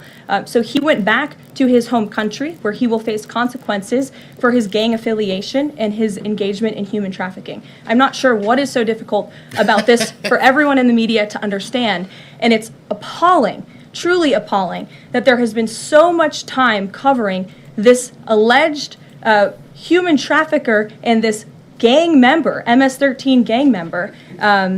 It's truly striking to me. Karen. Thanks, Caroline. The president was posting on Truth Social today about helping American farmers. And last week in his cabinet meeting, he was talking about a plan to work with farmers to retain workers who are in the U.S. illegally, provided that they leave and then come back through what he said would be a legal process. Can you give details on what that would look like, how many workers he's talking about, how long a plan like that would take to implement, and the timeline for more details on getting this actually to implementation? I can check in with our immigration and our policy team and get you some more details on that, Karen. And is this something he wants to roll out soon? I mean, he was talking back and forth with Secretary Rollins. Right. This is kind of imminent that he wants to do this. Yeah, look, the president is in constant communication with all of his cabinet secretaries, particularly Secretary Rollins, who has the backs of American farmers and ranchers. It's something that he spoke about with her in the front of all the cameras in the cabinet room, but I'll check in with not only our immigration team, but also with USDA, and we'll get you an answer. Jonathan. Hi, Caroline. Hi, it's good to see you in here. You too. The president has long said that it would be an abuse of power for a president to direct prosecutors to investigate him. Last week, President Trump explicitly directed the Justice Department to scrutinize Chris Krebs to see if it can find any evidence of criminal wrongdoing. How is that not an abuse of power to direct the Justice Department to look into an individual, a named individual? Look, the president signed that executive order. It's the position of the president in this White House that it's well within his authority to do it. Otherwise, he wouldn't have signed it. And he signed it, and that's his policy. Jeff, how you doing? Fine, thanks. Thanks, Caroline. A follow-up on Harvard. The president floated on Truth Social, I believe, the possibility of removing tax-exempt status. How serious is that threat, and are there other universities he's considering? And then a follow-up question on foreign policy. Can you give us an update on what the president hopes to come from the next round of talks with Iran? Sure. First, when it comes to Harvard, as I said, the president has been quite clear they must follow federal law. He also wants to see Harvard apologize, and Harvard should apologize for the egregious anti-Semitism that took place on their college campus against Jewish American students. There were professors who said that he had engaged in discriminatory behavior against Jewish students. Of course, you had the former president of the university saying bullying and harassment depends on the context. You also had an encampment on Harvard Yard that we all saw play out before the cameras. The university failed to impose formal discipline on any students for this anti-Semitic conduct violations, including the occupation of a campus building and the disruption of classes with bullhorns. The president believes Harvard should apologize to its Jewish American students for allowing such egregious behavior. As for the tax-exempt status, I would defer you to the IRS for any updates. I do want to answer your question on Iran, of course. The maximum pressure campaign on Iran continues, but as you know, the president has made it clear he wants to see dialogue and discussion with Iran while making his directive about Iran never being able to obtain a nuclear weapon quite clear. And the president spoke to the Sultan of Oman today, who helped facilitate these talks. I have a readout for all of you. He held a call with the Sultan of Oman today, and he thanked him for hosting the first direct meeting between the United States and Iran and emphasized the need for Iran to end its nuclear program through negotiations. The two leaders also discussed the United States' ongoing operations against the Houthis and emphasized that the Houthis will pay a severe price until they end their attacks on maritime traffic in the Red Sea. As you know, an additional negotiation between Steve Witkoff and Iran's representative has been scheduled for Saturday. And since these are ongoing negotiations, I have nothing more to add on that. Sure. Oh, thank you, Caroline. When you said that the president said that Iran will never have nuclear weapon, is the focus on dismantling the entire nuclear program, or just restricting enriched uranium or the missile program? The president does not want to see Iran have a nuclear program. He does not want Iran to obtain a nuclear weapon. He's been very clear about this. Shelby. Shelby, you have a seat today. I know, stole it. Glad to see it. Two quick ones on TikTok. First, is the president expecting to extend the TikTok ban that's now June 19th if China doesn't come to the table in time?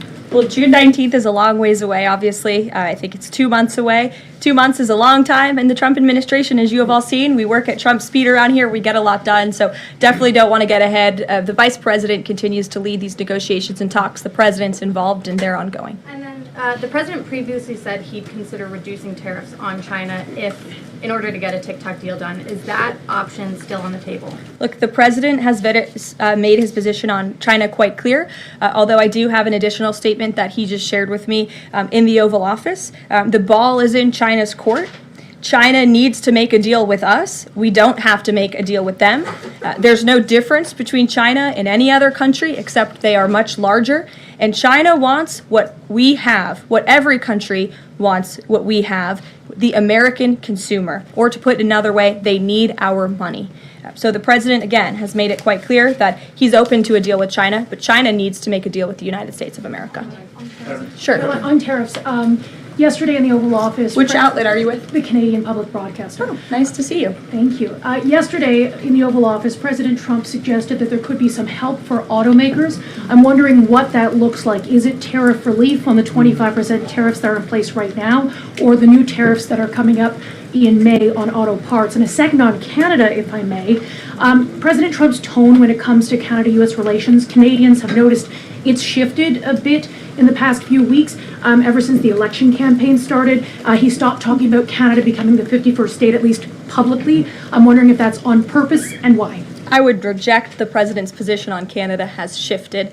Perhaps he just hasn't been asked about Canada by questions from this group in the Oval Office, but they see him almost every day. But the president still maintains his position on Canada. The United States has been subsidizing Canada's national defense, and he believes that Canadians would benefit greatly from becoming the 51st state of the United States of America. As for autos and auto parts, I don't have anything to read out for you there, but I think the point the president was making is flexibility, and he has flexibility when it comes to negotiations and talks. But ultimately, his goal in his fair trade deals that he is pursuing with many countries around the world is to put the American worker first. And we had automakers and auto workers here at the White House on Liberation Day who believe in this president and his negotiating ability to put them first and to bring those jobs back to the United States of America. And the president's been very clear about that in his conversations with the automakers as well. Deanna, go ahead. Thanks, Caroline. One on Ukraine and one on China. On Ukraine, this past weekend, Zelensky offered an invitation to President Trump, extending an offer for him to visit Ukraine. Just wondering if there's any update on that. Has Trump seen that offer and what he's thinking about? I don't know. Actually, I haven't talked to the president about that, or if he saw Zelensky's offer. I'm sure he did. I haven't spoken to him about it. I can ask him what he thinks. I certainly don't have any plans to share on a potential trip to Ukraine, though. And then on China, this last week, Chinese officials were posting videos on, social media sites depicting a Trump, J.D. Vance, Elon Musk in AI-generated videos working in factories, putting together Nike shoes and iPhones and products like that. Does the White House, have they seen these videos? Do you guys have a response to that? I have seen the videos. I'm not sure who made the videos or if we can verify the authenticity, but whoever made it clearly does not see the potential of the American worker, the American workforce. The president believes in the American people, and he knows that we have the best not only consumer base in the world, but also the best workforce in the world. And that's why he's so focused on bringing investments home and shoring up our critical supply chains and bolstering our manufacturing here as well. Brett. Thanks, Caroline. Would the president support a ban on members of Congress trading stocks? I'm certain that's something the president would be interested in looking at, and I can ask him if he would support such a bill. Sure. Yes. I have a question about the president's post from this morning on farmers. He asked farmers to be patient and just hold on. But a lot of farmers that I've talked to in the last week or so have said, they're in the middle of spring planting season, and that a trade war makes everything sort of up in the air. What would his message to them be? And also, is there anything specifically planned to provide relief like in President Trump's last term? Yes, well, relief is being considered. The Secretary of Agriculture, I know, has spoken to the president about that, and again, it's being considered. And as for the president's message to the farmers, he put it out himself. He could speak for himself much better than I can speak for him, and so I would just direct you to the statement he had telling the farmers again and reiterating his support for them and that he has their backs, which he certainly does. Kelly, in the back. Thanks, Caroline. Two questions. The first one, a Georgia man was just arrested over alleged threats to kill Director of National Intelligence Tulsi Gabbard. Reportedly, there is now increased security around the FBI Deputy Director. Can you talk about the level of threats against various administration officials, and then a second one on Biden? I'm sorry to hear that. I had not seen that report. It's very unfortunately, and obviously the White House, the president, and the entire administration condemn any threats of violence against any administration officials or public officials on both sides of the aisle here in Washington, D.C. It shouldn't be tolerated, and we commend the local law enforcement agencies for arresting this individual. Former President Biden, he's set to deliver his first major speech since leaving office tonight. He plans to talk about what I'm told will be Social Security under the current administration, closing of offices, longer wait times, harder for seniors and people with disabilities to access earned benefits, is what Democrats have been saying today. I wanted to get the president's response, or if he plans to respond to this, and comments on what Democrats are calling cuts to Social Security. My first reaction when seeing former President Biden was speaking tonight was, I'm shocked that he is speaking at nighttime. I thought his bedtime was much earlier than his speech tonight. I understand the topic of his speech will be Social Security. Let me make it very clear ahead of former President Biden's remarks. President Trump, is absolutely certain about protecting Social Security benefits for law-abiding, tax-paying American citizens and seniors who have paid into this program. He will always protect that program. He campaigned on it, he protected it in his first term, and he's back again to continue protecting it. On the topic of Social Security, I have some news before I let you all go. Later this afternoon, the president will be signing a presidential memorandum aimed at stopping illegal aliens and other ineligible people from obtaining Social Security Act benefits. The memorandum will direct the administration to ensure ineligible aliens are not receiving funds from the Social Security Act programs. It will expand the Social Security Administration's fraud prosecutor program to at least 50 U.S. attorney offices and establishes a Medicare and Medicaid fraud prosecution program in 15 U.S. attorney offices. The memorandum will also require the Social Security Administration Inspector General to investigate earning reports for individuals aged 100 or older with mismatched Social Security records to combat identity theft. And the memorandum will direct the Social Security Administration to consider whether to reinstate the use of civil monetary penalties against individuals who engage in Social Security fraud, an effort that has been paused for several years. These taxpayer-funded benefits should be only for eligible taxpayers. And President Biden should think about what he did in his last term, which is allow tens of millions of illegal people into our country, many of whom were fraudulently receiving these benefits. So you'll hear from the president on that later, and we will see you later in the East Room. Bye, guys. Thanks, Caroline.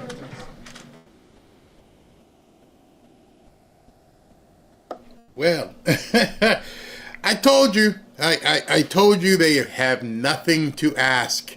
There's no place for them to go. So I love how she closed that press conference.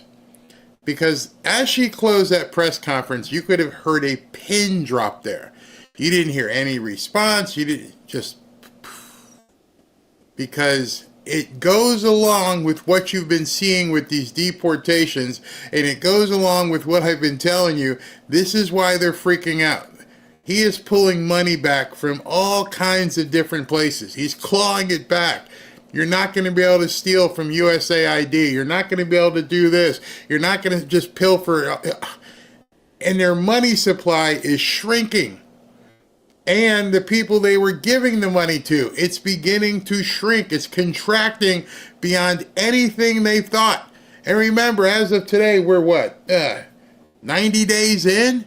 And they're watching the complete dismantling of the Democrat machine to where the point the media is feckless.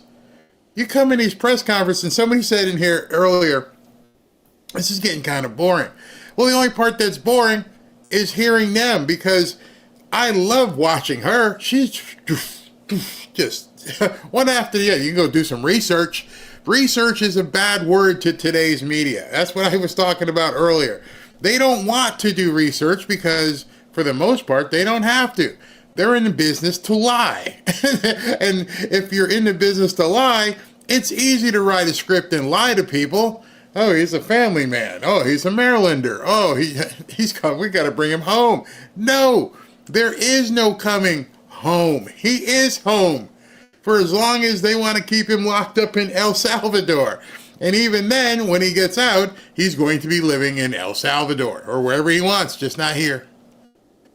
Hey, the Border Patrol has dropped 90-something%. Nobody asked any questions. None. Nobody asked any questions. You guys had more information here sharing about gas prices than the national press did. You guys were joking and laughing about, hey, they're not asking about egg prices anymore. Nope. They barely asked about the tariffs. They're already told, back off, it's working. So it's like, you watch these things, and she must feel it. She must go up there and go, wow, am I really in this much command that they don't have anything? And I can just keep going, and hey, what do you got? Go look it up yourself. Yeah, and bam, bam, bam. And then she closed it with that knockout. Yeah. And today we're gonna like stop all this stuff. No more free money in Social Security. Joe Biden's giving a speech. Who cares? Oh, is that part of that? Ooh, that shadow government. Ooh, maybe that's what it is. Nobody, I've never seen in my lifetime a political party and group of people who have got absolutely nothing. They don't talk about Elon Musk anymore. They don't talk about Vivek Ramaswamy. I'm not sure if you've seen him. He's running for governor of Ohio. He's up by like 60 points. Nobody mentioned it. Nobody. Nothing. And I just think to myself, this is just crazy. You are a national media, and you can't talk about the stuff that Americans care about. Hey, how's the trade going with China? It's going good. Don't ask her that. Oh, what's bad right now? See, I envision meetings in some of these newsrooms where people are like, what's bad that we can talk about? Things are going well. The only thing that they're doing is trying to suppress it, trying to tamp it down. Trump's approval rating, back up again. I asked Mark Mitchell, I said, is this true? Did it just bounce back up to 54 after all that tariff nightmare stuff? After the stock market tanking? After millions were made by buying the dip? His numbers are back up. No one asked. They don't want to. That's what I want you to begin focusing on these press conferences, is notice what doesn't get asked. And it's funny because some of you are becoming seasoned veterans at this point and going, that's a stupid question. Oh, that's a dumb question. Because you're recognizing at this point, this press can't ask questions that actually matter. And so, I don't know how many people are sitting there, 50, 60, 70 people in the room, I don't know. And 90% of them just sit there, don't even raise their hand, just take notes. You have an opportunity to talk to the press secretary of the United States, and you just sit there. You got nothing to say. That, my friends, that, my fanfare family, we all look together. You guys are watching this, becoming veterans at watching it and understanding what you're seeing. And you're seeing these people are in trouble because there's nothing for them to talk about. When the number one story in America is about an MS-13 gang member being shipped to El Salvador, if that's the number one story in America, they're in big trouble. Did you notice the biggest question that didn't get asked today? I'm going to let you think for about 5 seconds. Think what today is. Today is April 15th. Tax day. And not a single person in that room asked any questions about taxes. No, I'm sorry, I'm wrong. One person did. Is President Trump going to raise the tax rate on corporate taxes? Obviously, he hasn't been following along. He needs the Jeopardy home game. Because, damn, dude, you missed the boat completely. But nobody asked about, President Trump said he's going to abolish income taxes. What is he talking about? Nope, nobody asked. Not a question. Not a word. And let me show you some of the things that President Trump has been talking about. Because as you see this, it lends you to ask the questions of like, well, if I was in a room, because if every single one of us was a White House reporter, here's some things I would want to talk about. So let's talk about this one first, can we? Boom. Somebody asked about the farmers. Our farmers are great, but because of their greatness, they are always put on the front line with our adversaries such as China. Whenever there's a trade negotiation, or in this case, a trade war. The same thing happened in my first term. China was brutal to our farmers. These patriots just to hold on, and a great deal was made. I rewarded our farmers with a payment of $28 billion, and he goes on to say the USA will protect our farmers. Thank you, President Trump. This one. One question, which many of you asked in the chat, which I'm surprised nobody there asked. Why are these universities getting any money from us? What's it, $100,000 a year to go to Harvard? Maybe $150,000? Why are you taking tax dollars? And so President Trump responds, Perhaps Harvard should lose its tax-exempt status and be taxed as a political entity if it keeps pushing political, ideological, and terrorist-inspired supporting sickness. Remember, tax-exempt status is totally contingent on acting in the public interest. You know what else we should do? Start looking at revoking 501c3 nonprofit statuses. Make those harder to get. Make there be a qualification that, I don't know, 80% of the money that you raise actually goes to your cause and not 80% goes to salaries and 2% goes to causes. Maybe that would be a way to go. He talks, hit the wrong button. He talks about border crossings hitting an all-time low. They don't want to talk about it. He talked about NVIDIA committing $500 billion to build AI supercomputers exclusively. They don't want to talk about it. They don't have anything to say. And the more I tell you, the more you're beginning. I love watching how you guys are responding like, is this it? This is all you guys got to ask about? That's it. That's it. She now is becoming probably the most coveted job in the country because it's so easy. She can come out in about 35 or 40 minutes, either her or Stephen Miller, and they got nothing to say. And then they run back and lie, but they have nothing to say right now. Oh well. Oh well. That's how it is, and that's just a little bit too bad for them. But you guys are now seeing it. I just wanted to show you this pretty quick. Where are we here? And then I'll finish up with the second part of the show here, now that she's gone. Gold, again, if you guys start looking at these charts, play it at home, the home game. Play Monopoly. Take some Monopoly dollars and pretend like you're buying stock or gold. And you hear people say all the time, buy the dip, buy the dip. And you can see those of us who have purchased stock and gold and different things over the course of our lives, and you hear people say, buy the dip. There's a reason why people say, buy the dip. Because as you're looking at this, you can see what happens when you buy the dip. See, the one thing you can count on is most investing isn't like this.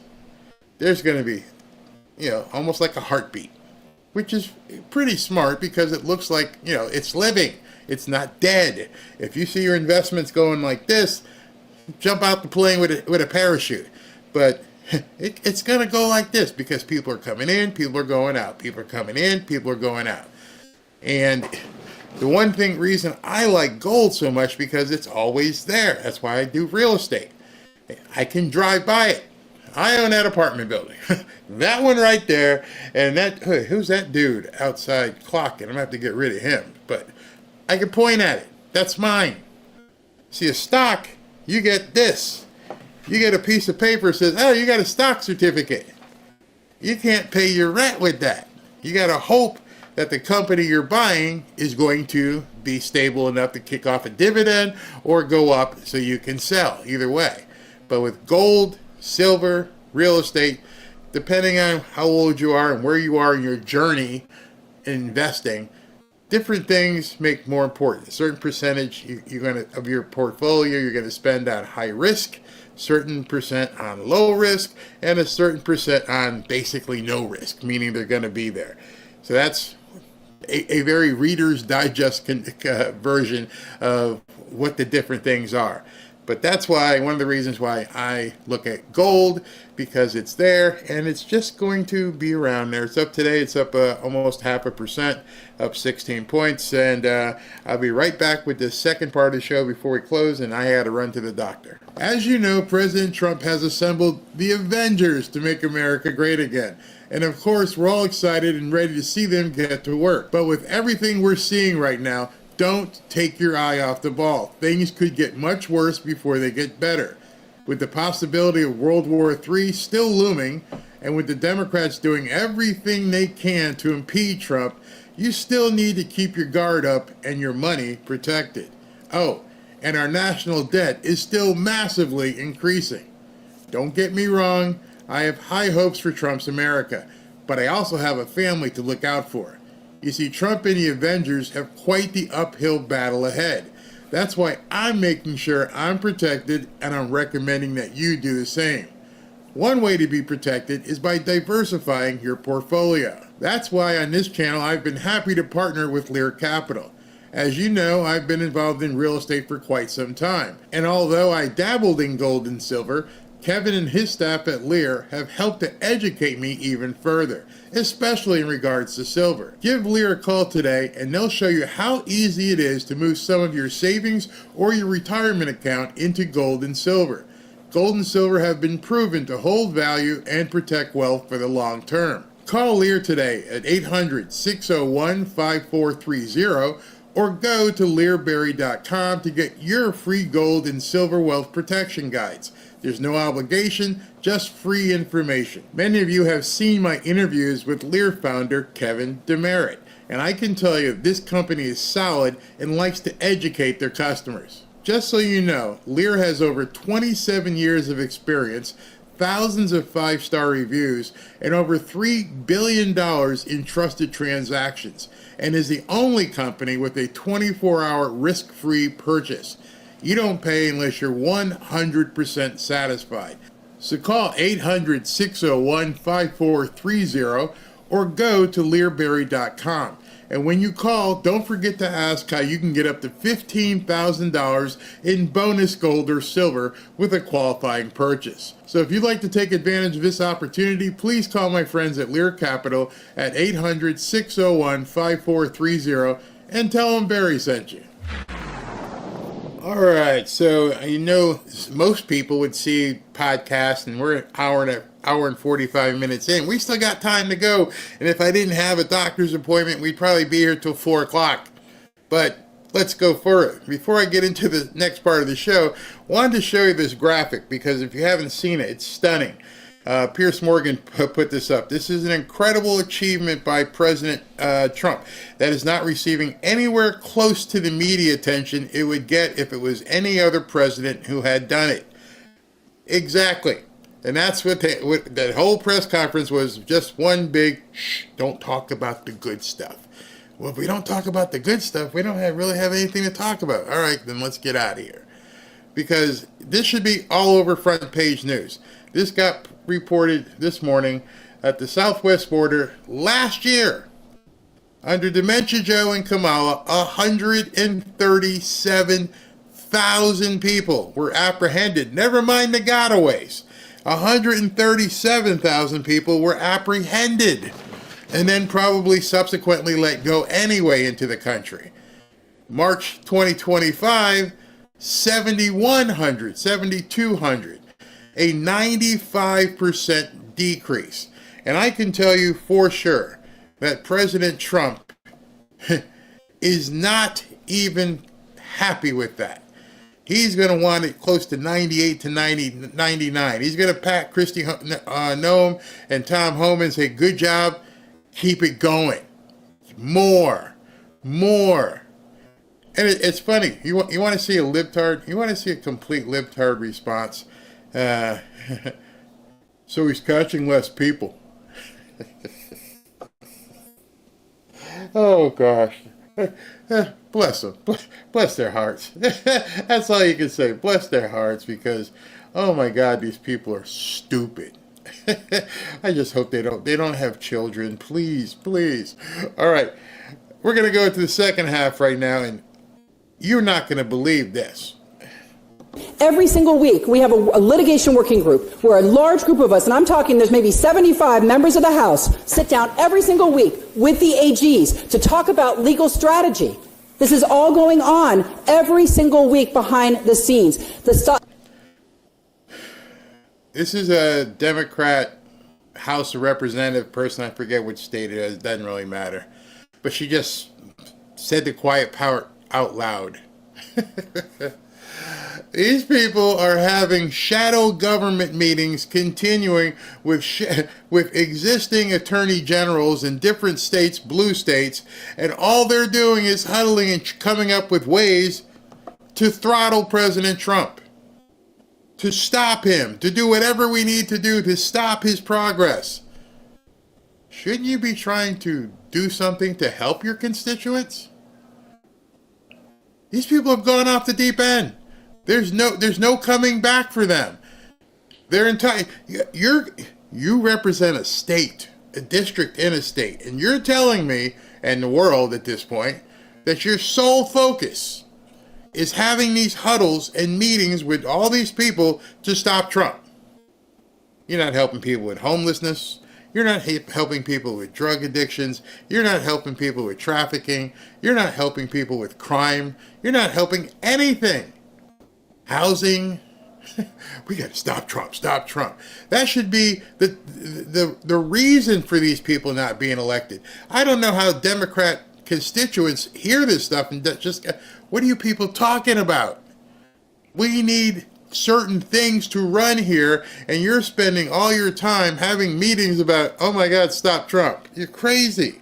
It is nonstop talk, nonstop introduction of bills and legislation, nonstop being on social media as much as we can without being throttled and without the crazy analytics, and doing all these things.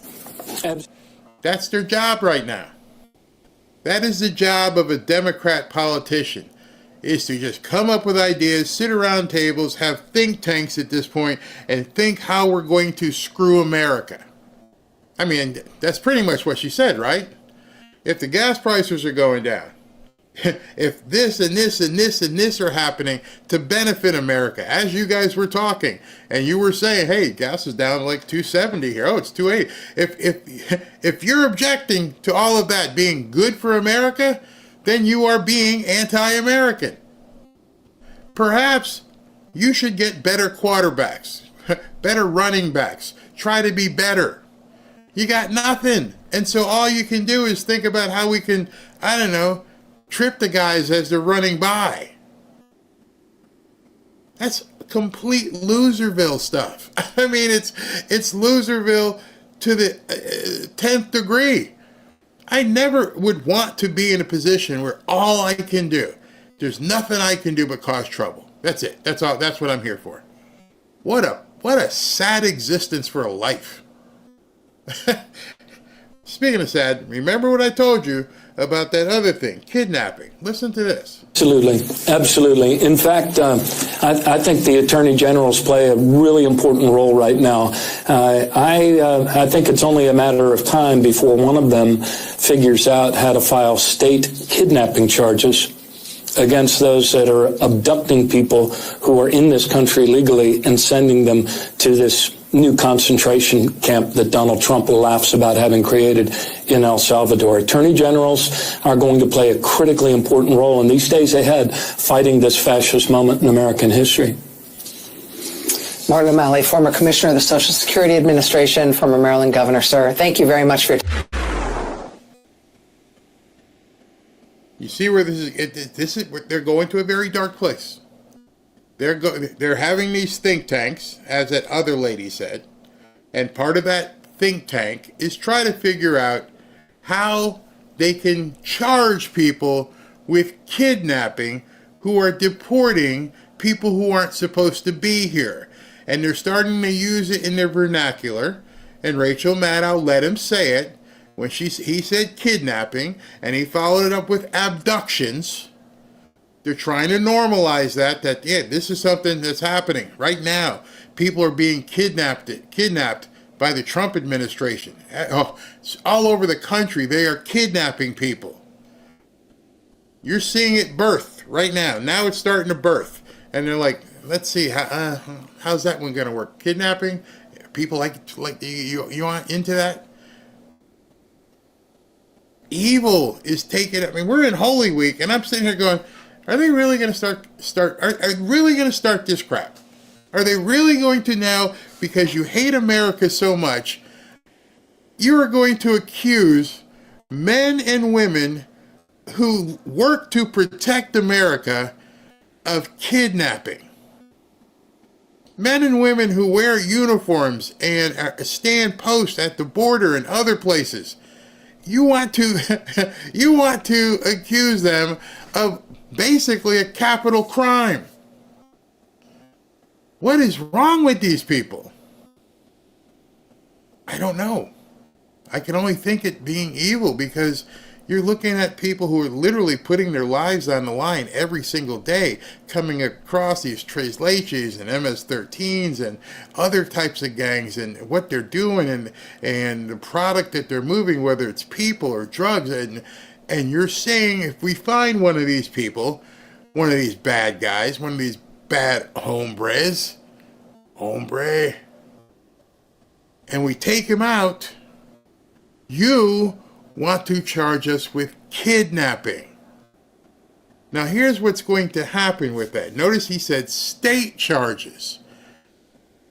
Well, I don't understand. Maximus, you're in here, and I've got a friend who's a sheriff, and what the hell is state kidnapping? Well, I guess if it would be it would be impossible. State kidnapping. Let me define state kidnapping. I'm here in Florida, and I don't know, I go and grab somebody off the street, and I turn them into a slave, and I keep them here. I guess you could consider that state kidnapping. But what these border people are doing is they're taking people, and they're deporting them, putting them in a Humvee or whatever, and they're driving them or flying someplace, at which point, once you cross the border, it is a federal crime. So are they now going to say the mere act of you detaining somebody in, I don't know, Massachusetts, a blue state, they are going to charge you with kidnapping right then and there? I don't know how that would work, but I think the end game here isn't to get a conviction. It's to terrorize the ICE agents and Border Patrol people. Let them think, hey man, we're going to arrest you for taking Pedro off the street, and we're going to put you in a dungeon, and we're going to charge you with kidnapping, which may carry a life sentence just because you're doing your job. Good luck with that. If what we see happening right now in the shadows with these people, do they really want to go this way? Because you are looking at a battle with the federal government.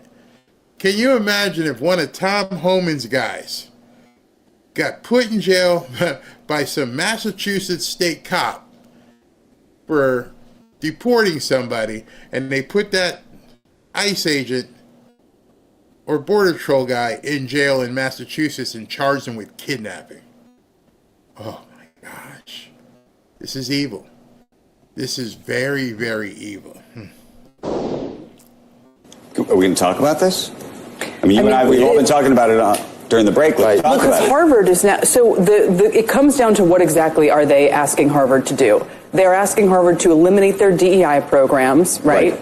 They're asking them to do what else? I mean, because this is where the whole... No, they're not. They're not asking you anything. They're saying no more. And they're making it conditional on the money we give you. If we're going to give you $2.2 billion, a codicil, in exchange for, me giving you $2 billion, we expect you to do this. You don't got to take the money. There's no problem here. You realize that. As you're going to be hearing about this in the news, you heard it in the press conference, there's no problem. Just don't take the money. Do what you want. But you want that $2 billion. That you got to have that cheddar. You want that big time. And all you have to do is conform. And now you've got Obama stepping in and telling people, don't conform. Again, they want anarchy. They're promoting anarchy. We want to kidnap people. We want to keep doing crazy stuff on college campuses. We don't want there to be anything that the federal government can do to stop this indoctrination of kids. It's evil. whole anti-Semitism issue becomes the main focus. And if they're giving them government funds and saying... Look, to me, the issue has always been about, and it's a nuanced view, violence and genuine disruption of classes, to me, is a problem, and that should be prevented. Right. I'm a Jew. I hate the anti-Semitism piece of this more than anything, more than anybody. Do I think that people can scream from the rooftops if they want? I hate to say that, but I think that they can. And in the same way that we think that it was not right for the Biden administration to go after the tech companies, but around whether you think it was laptops or COVID or this or that. No. The left misses those days of controlling Facebook and controlling Twitter. And at the time, they didn't say don't do it. What I'm saying is, to the extent that now, we want to be, if we're trying to have a consistent view about free speech, but it wasn't consistent back then. So why are we then saying it shouldn't be consistent now? My only point is, if we genuinely believe in free speech, if we're going to advocate for Elon Musk's we're calling whataboutism and everything else instead of calling it for what. The Stockholm syndrome that I told you guys about last week is you're watching it. You're watching a Jewish guy who's saying that, I understand it's about anti-Semitism, but they can keep talking bad about me, which is fine. You can have the free speech. You want to call this guy on whatever kind of anti-Semitic trope you want to, that's fine. Go ahead and do it. Nobody's saying they can't do it. I just don't got to pay you. So you're telling me these people on CNBC, they can't even disconnect from that part. No one's telling you can't call, somebody something. You want to call someone the N-word? I can't stop you. I don't got to pay you. The government doesn't have to pay you. You don't have to pay somebody doing that.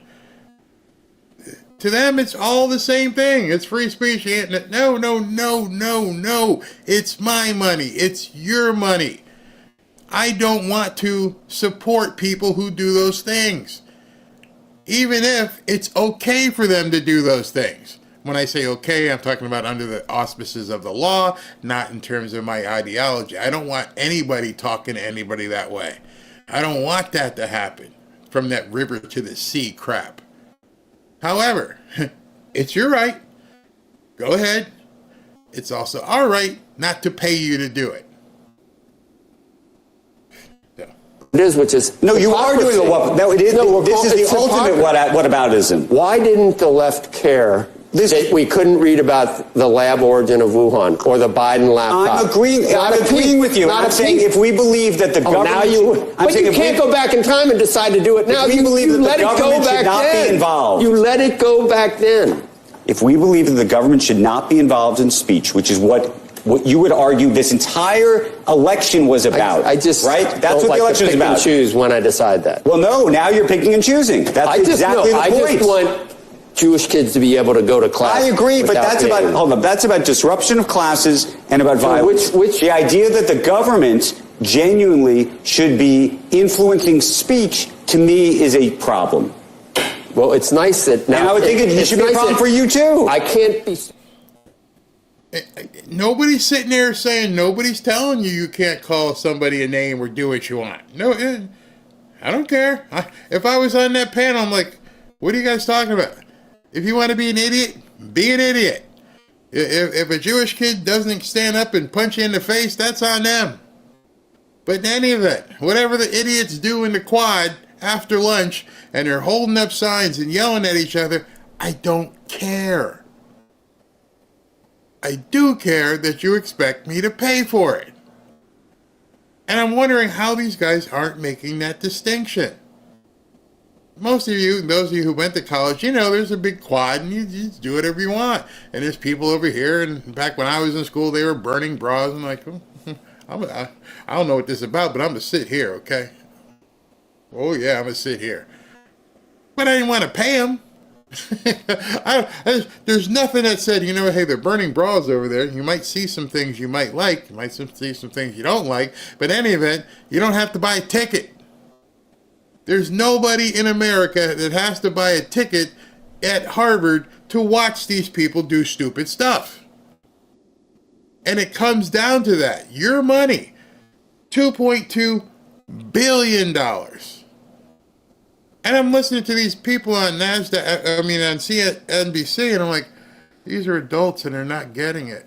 You guys talk about money all the time and your ideology, and we're back here on the outside looking in going, well, oh, I don't care. It's not censorship. You can say whatever you want on that campus. If they allow it, fine. But I'd love for someone here to tell me, should we pay for it? That's crazy. Absolutely crazy. Superman and go back in time and say, but then that isn't whataboutism. No, it's not a whataboutism story. It's okay.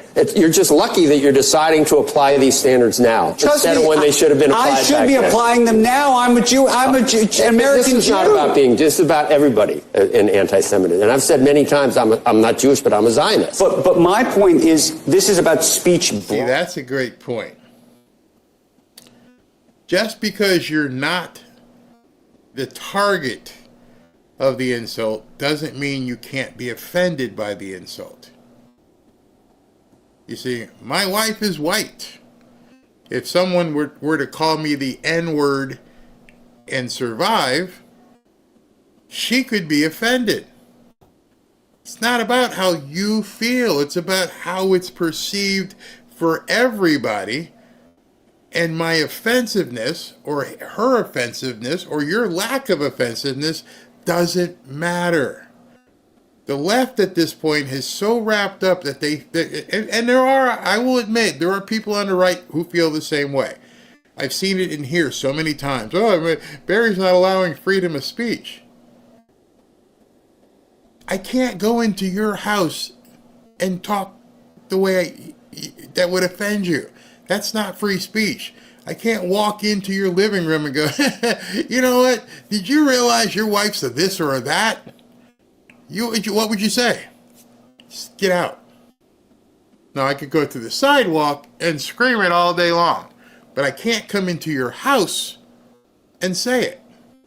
So when people say it's not free speech, no, it's free speech as far as we want to let you have free speech. It is a privilege to be in this community. It is not a right to be in this community. It is a privilege to be on Harvard's campus. You don't have a right to walk around Boston on that campus. But that being said, they're fighting about who can talk, where you can talk, what you can say, but they have you heard them yet say anything about the money?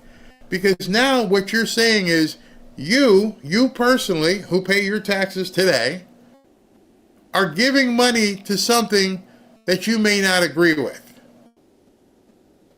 And nobody's standing up for you and me saying, hey, no, there's Americans who don't want to be involved in this stuff. And they're talking about free speech. And I'm like, where are people going to understand what free speech really is? Free speech ends at that property line. So this isn't just about Harvard. This is about other universities. This isn't even about anti-Semitism. Think about law firms in the country that have been attacked because of this. This is about This is about genuine free speech and whether you can actually stand up and say Andrew, what you want. in socialism land over in Europe right now, right? You can go to jail. Terrible.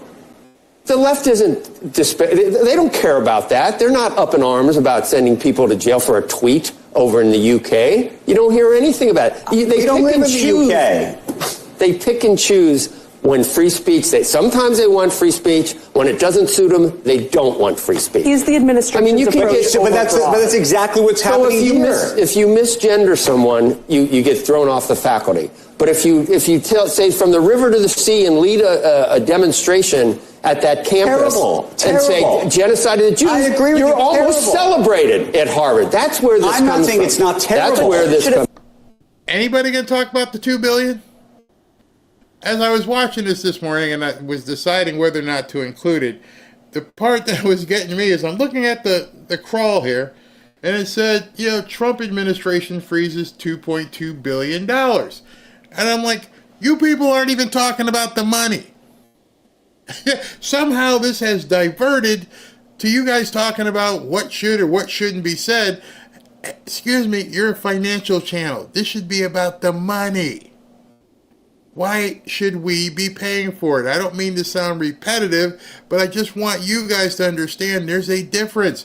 That argument doesn't need to be had. The argument that should be had is, why should Harvard be getting $2.2 billion?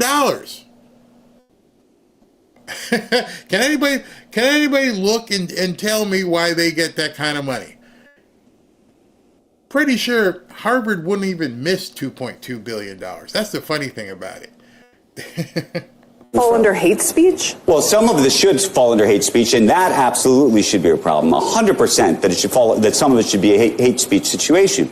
But all I'm suggesting is so fluid with the left. The Harvard scenario, from what I understand, is not just deal with the violence, deal with the disruption, deal with the hate speech. It's genuinely about changing the quote-unquote governance, what goes on in the classroom. They're saying eliminate DEI, screen international students for ideological concerns. So if the administration had a more targeted focus where it said we're withholding federal funds, if any of these hate speech laws appear to be allowed. Right. So, like, I think you could have a behavioral, talk about behavioral remedy. I think you could have a behavioral remedy, which is you could say, okay. But you agree, we need some remedy, because the cesspool that is the higher education system that we've seen from the last 40 years, the 10-year system hiring only far left half the time at Ivy Leagues, it's just, it's like infested with that ideology. Right. So we got to do something for our kids. So tell the donor class, look at who are the biggest donors to Harvard.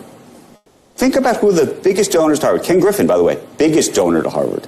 What political spectrum, what political side do you think he's on? Come on. Well, you found one who's on the right? No. Look, you can actually go through by John Paulson. But that's upsetting the students, because then they all think they're under pressure from people who are right-wing.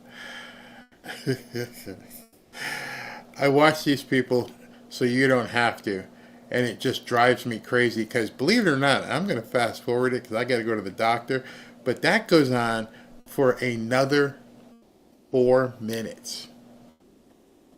And they go back and forth and never get to the crux of it and go, why do I have to pay for it?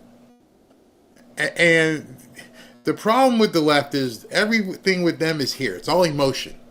Everything is emotion. Oh, this guy that they deported, he's a fine young man. He want to bring him home. He can't bring him home. He doesn't live here. Oh, you can't prove it to me. What's facilitate mean? Here, let me facilitate. It's all emotion. Nobody wants to think. Nobody wanted to download the actual case file like I did and say, it's right here, evidence. Nobody wants to do that. They just want to moan and cry and scream because they're petulant children. They were given trophies at a young age and said it's okay that you're great just because you participated. You didn't earn anything. This DEI stuff wasn't something that was thought up yesterday. The day they started bringing out T-ball, and the day they started giving out trophies, and the day they started limiting time on court or on the field because everybody should be able to play.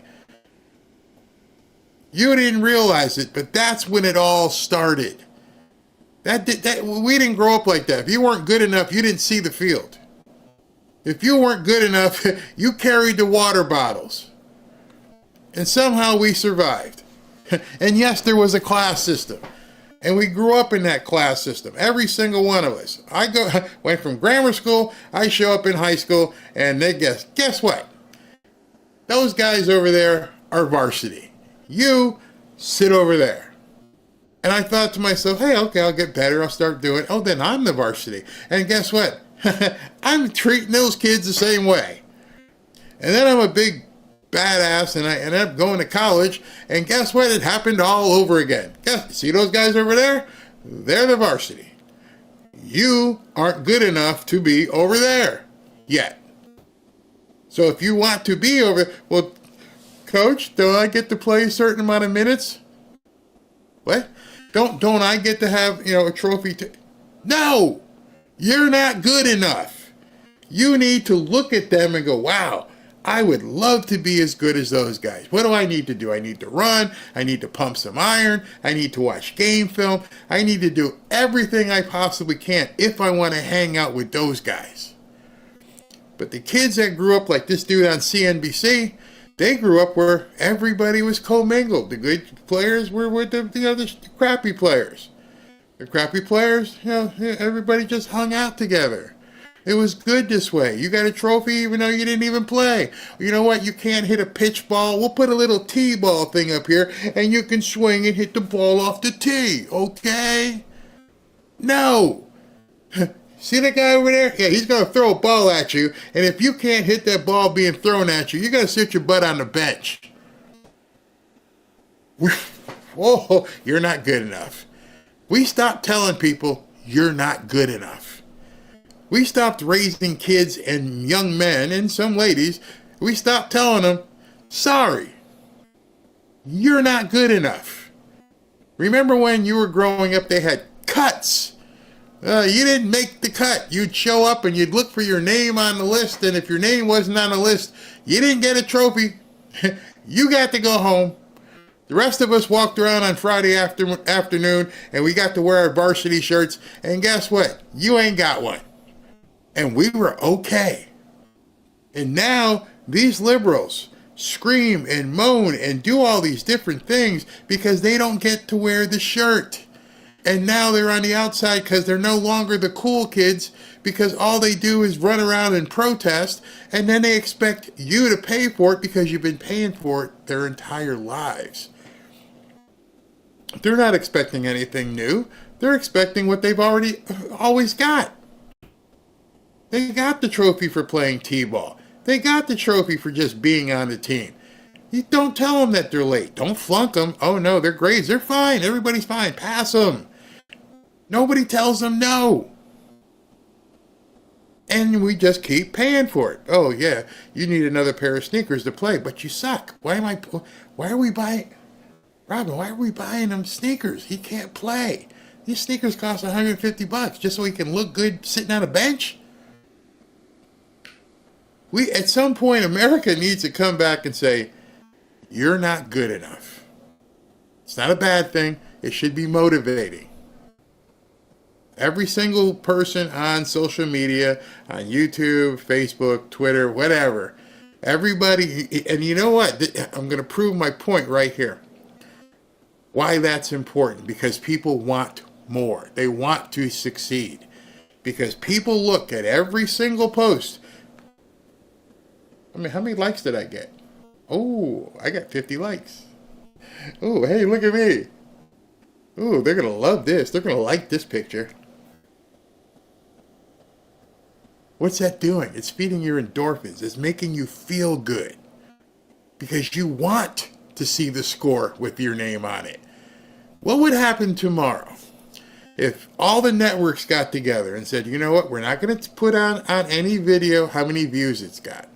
We're not going to put and tell people how many subscribers they have.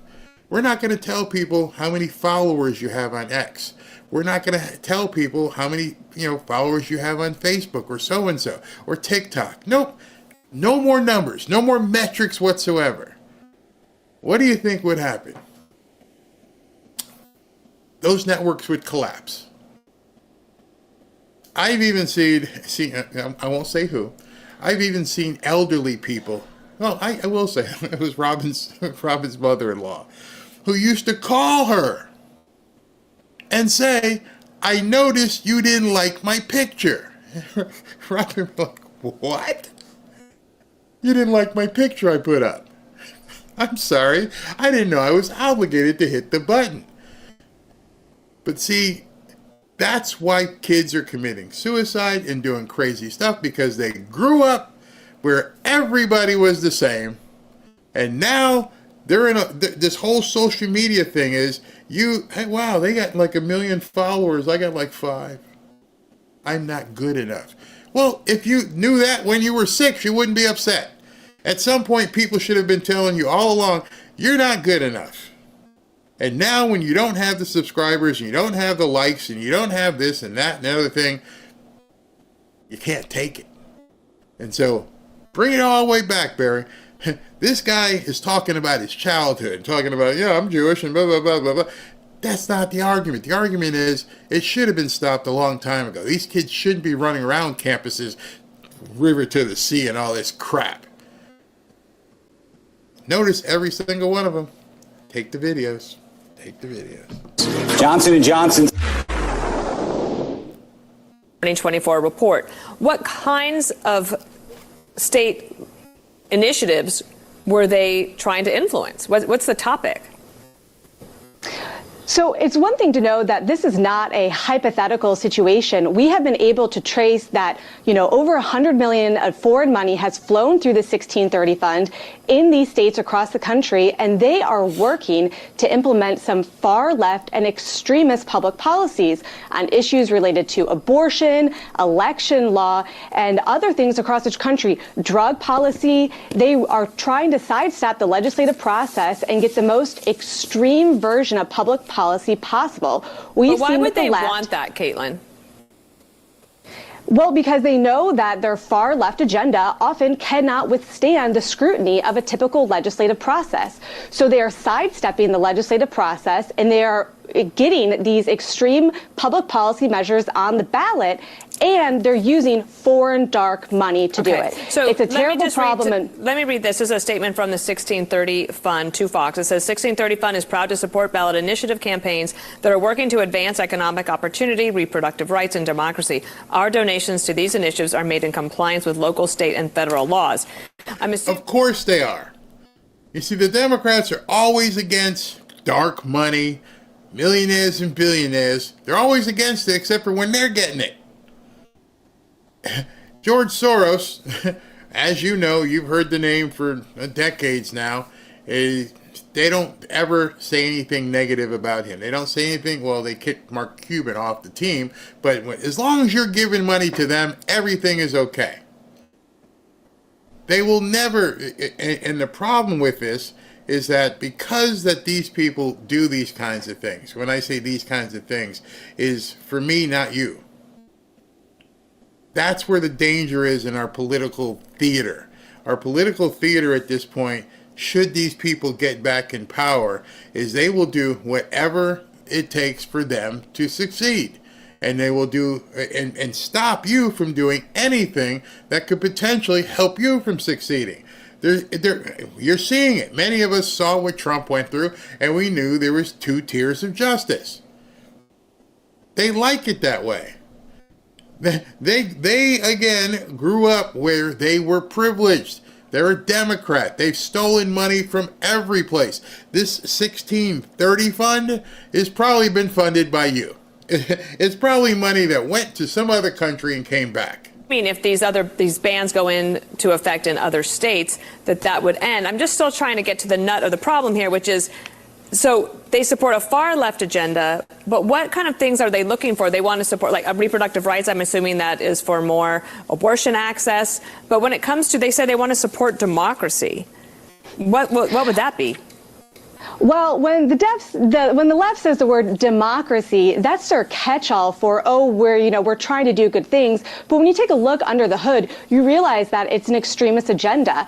We saw that foreign-backed funds came into Ohio last year that would have forced the state to gerrymander their congressional districts and change the way that the state conducted elections. There is nothing democratic about using foreign dark money in these state ballot issue campaigns. And people think when the Democrats say democracy that they're talking about something that's noble.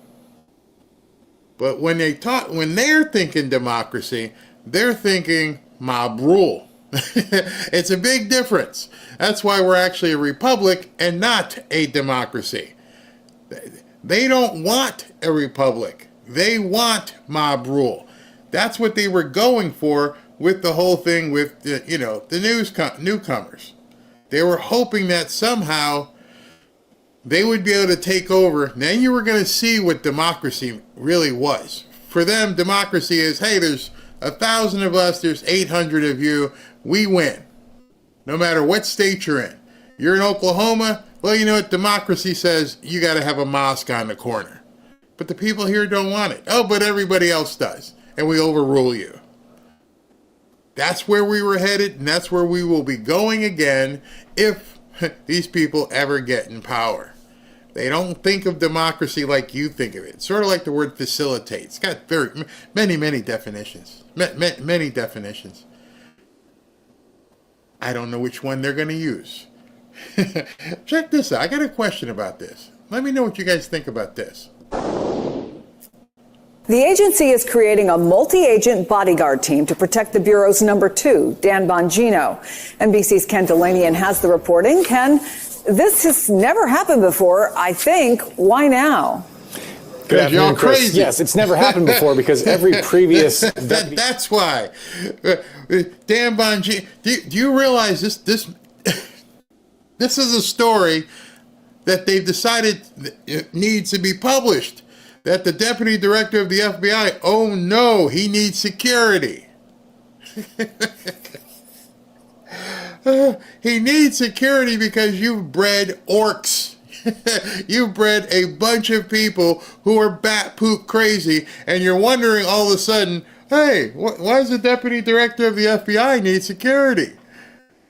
Well, because he's in Washington and his wife and family and business are in Florida. Why does he need security? They might burn it up. You got crazies that are keying cars and putting them on fire, and they got nothing to do with the guy who's helping out Trump, and you're wondering why the deputy director of the FBI needs security? Matter of fact, I saw Jasmine Crockett with security. But no, Dan Bongino, man, what?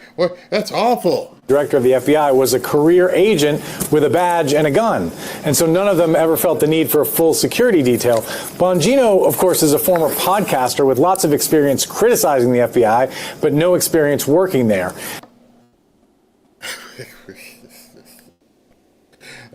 I'm sorry. I wish these people could take as much dissing as they put out. It's very easy to sit in front of this camera. Dan Bongino, he used to be a podcaster, and he's talking about running the FBI, but he's never actually done anything in his life. Why don't you go tell him that? Why don't you go to Washington, knock on the FBI door? Hey, Dan, let me tell you what I think about you. These guys are wussy men. I can't believe. How about the facts? How about just report on the fact that Dan Bongino is in a position, and the reason why I'm saying this right now is because a lot of us, mea culpa, have wondered, what's Pam Bondi, Kash Patel, and Bongino doing? Well, friends, this piece from MSNBC should tell you volumes. The fact that the deputy director of the FBI is now getting a 20-man or woman, 20-person security detail should speak loudly.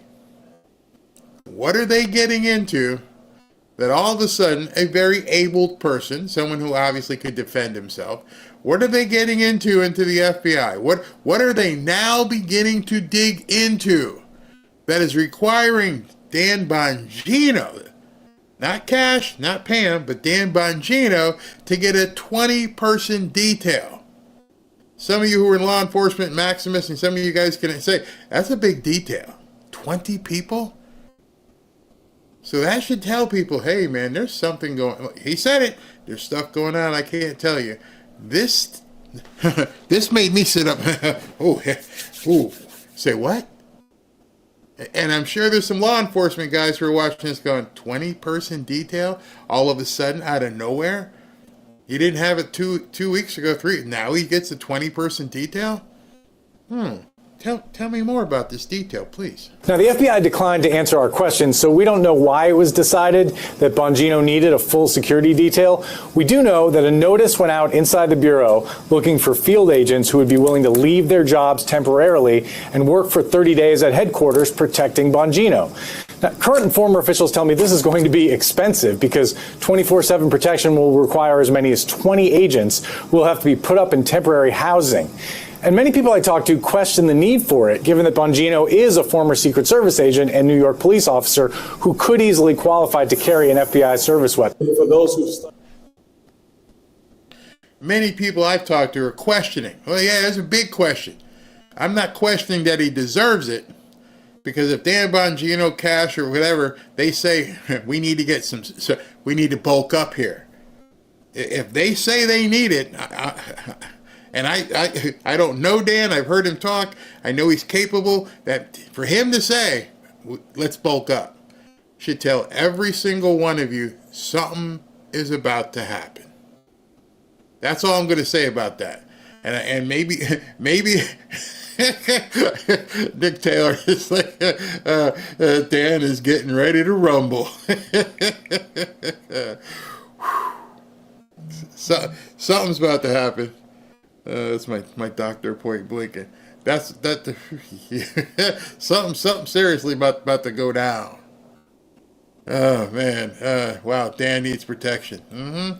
It's beginning to hit. See, I wanted to show this to you guys today. It's all about to hit the fan. Yeah, what? Yep. Y'all can go. You can all go right now and tell your friends. Oh, okay, guys, hey, ladies, wait, something about to happen. Something seriously is going on. Dan, if there's anybody out there who I ever knew was like, yeah, and he was in Florida, I'm like, he's good. He's got this covered. For someone to say, I'm bringing in 20 dudes or ladies, something's getting ready to happen. So let's keep an eye. Let's pray for Dan here in Holy Week, because two things: one, something's getting ready to happen, and two, whatever's about to happen, they're feeling that it's going to cause people to want to lash out at him. So whatever they're doing, and we don't know, but it must be really big. I think you guys would agree at this point. I think you would look at this and it's about to go down. That's really sure. Dan said arrests are coming. It's like Sherry puts up the popcorn. The Bongino army. I bet, yeah, he'd probably get 100 people to want to go up there and just protect him. But yeah, you guys can start thinking in your mind. You can tell people, because that's a big development. For someone to ask for, or not ask, but be given 20 people. And at the same time, you know what the MSNBC was trying to do. MSNBC was also sending a message, hey, he's got 20 people guarding him now. Don't think that wasn't part of this as well. Something's going on, because the sides are now beginning to figure out what they're going to do. I have never been in law enforcement. I would love to talk to my sheriff buddies. Maximus, if you're in here, think about this. What would cause, because if it was just normal, which they said it wasn't, he would have had 20 men and ladies around him when he got hired. Just saying. He found the missing kids. All right, Dan, bring the hammer down. So we'll all hear it at the same time whenever it happens. But this being Holy Week, go ahead and say some prayers over Dan, because he's either been threatened or about to get into something real deep. And his family's down here, and they're running his business, and probably got security up there. I know if it was Robin, she'd be like, "Hey man, this is about you ready for this?" I'm sure they've had the meeting. Pray for him. In American history, especially constitutional history, you know that Woodrow Wilson's design was to turn the federal government, which at the time was quite frankly mechanical in nature, into an amoeba that would grow and amass power and frankly bring directives to the people, regardless of elections and regardless of the will of the people. I would love to repeal 16. And so if you're going to repeal the 16th Amendment, we have to start flipping other states to be more like Florida. People need to understand that the right to their own incomes,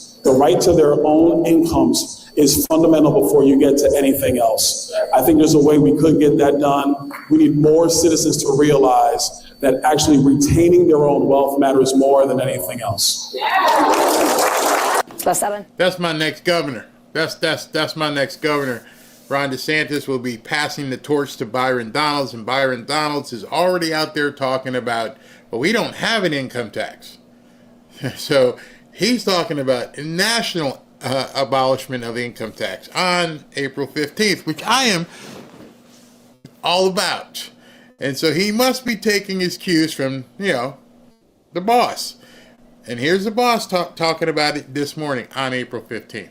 ¿Ustedes van a reemplazar el income tax? You're the only one that's asked me that. Oh, I deal with all these big financial geniuses. Nobody ever.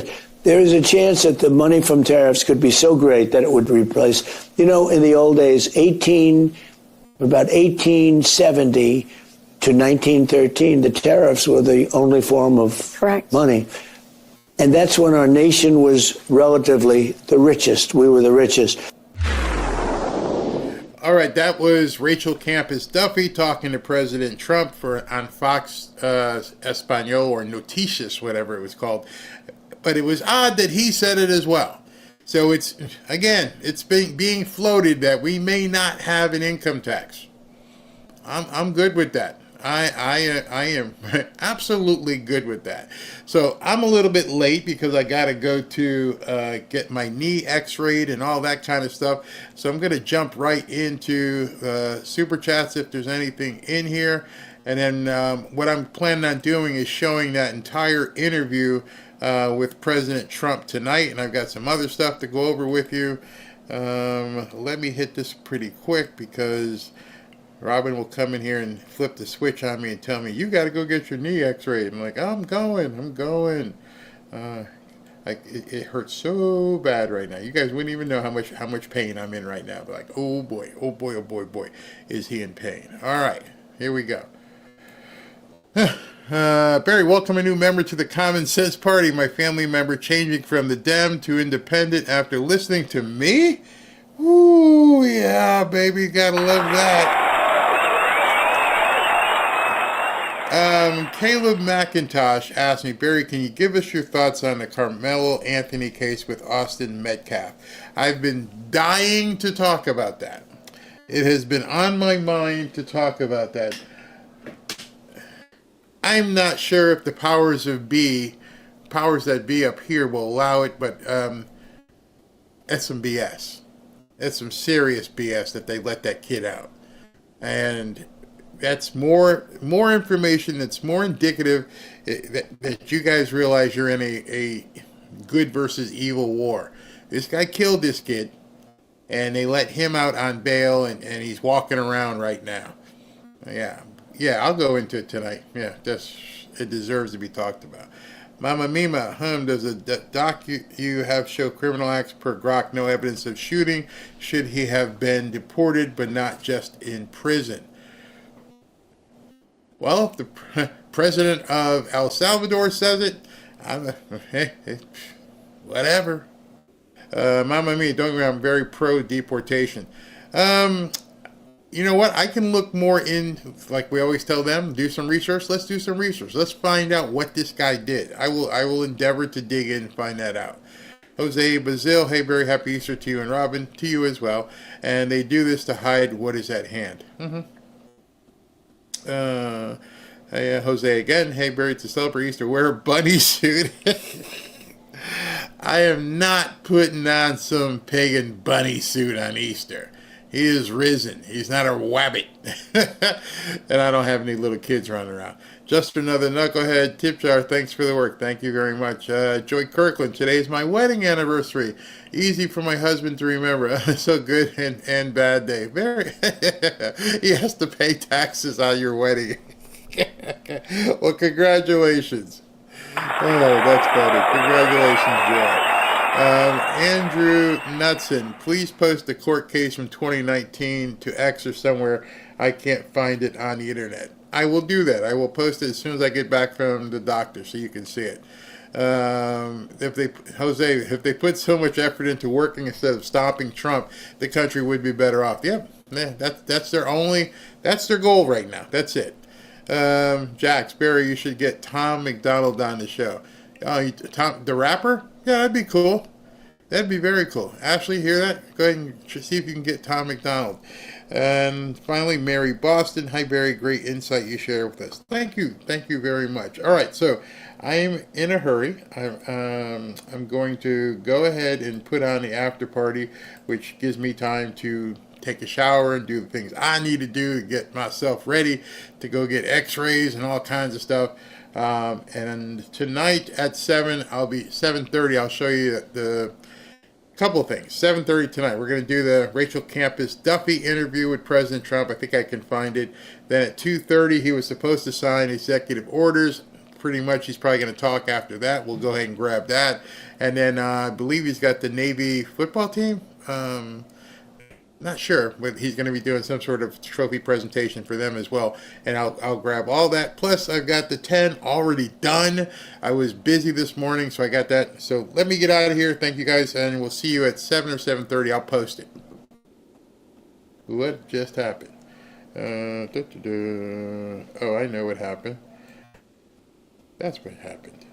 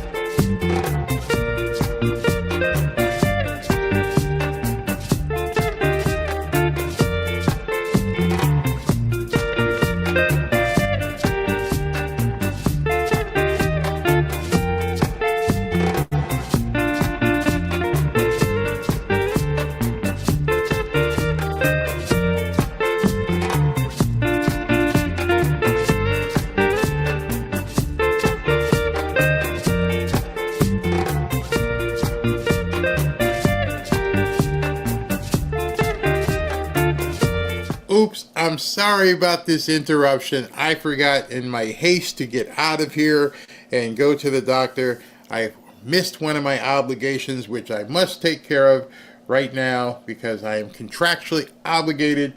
Plus, I like these guys. So let me go ahead and talk to you real quick here, since there's still 7,000 of you here or so. I want to talk to you about the Trump red knives. It comes in this nice box right here. This is a Trump red knife in its own little box. Let me get it out of here for you. Understand this knife right here normally sells retail for $70, but you can go ahead and get this just for the price of shipping for $13.99 or so. Just go over here and click the QR code. If you click that QR code, you can get this knife for $13.99 shipped directly to you. It is a heavy knife. It's not light. It's not cheap. It is a good knife. Be careful. It's quite sharp. When you get it, this is what it looks like. And if you turn it to the side, you can see how big it is. It's about a 10-inch knife. I'd say that's about a good 10-inch knife. But yeah, maybe, 10-inch. I'm going to call that. As I've shown you before, in case you've never seen this, it's got a notch right there to be able to cut a seat belt should you get stuck in a car.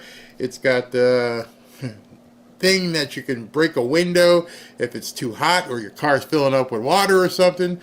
If you somehow drove into a canal in your South Florida, you can break the window here and kill gators if they start coming at your car, or homeless people, whatever, who knows.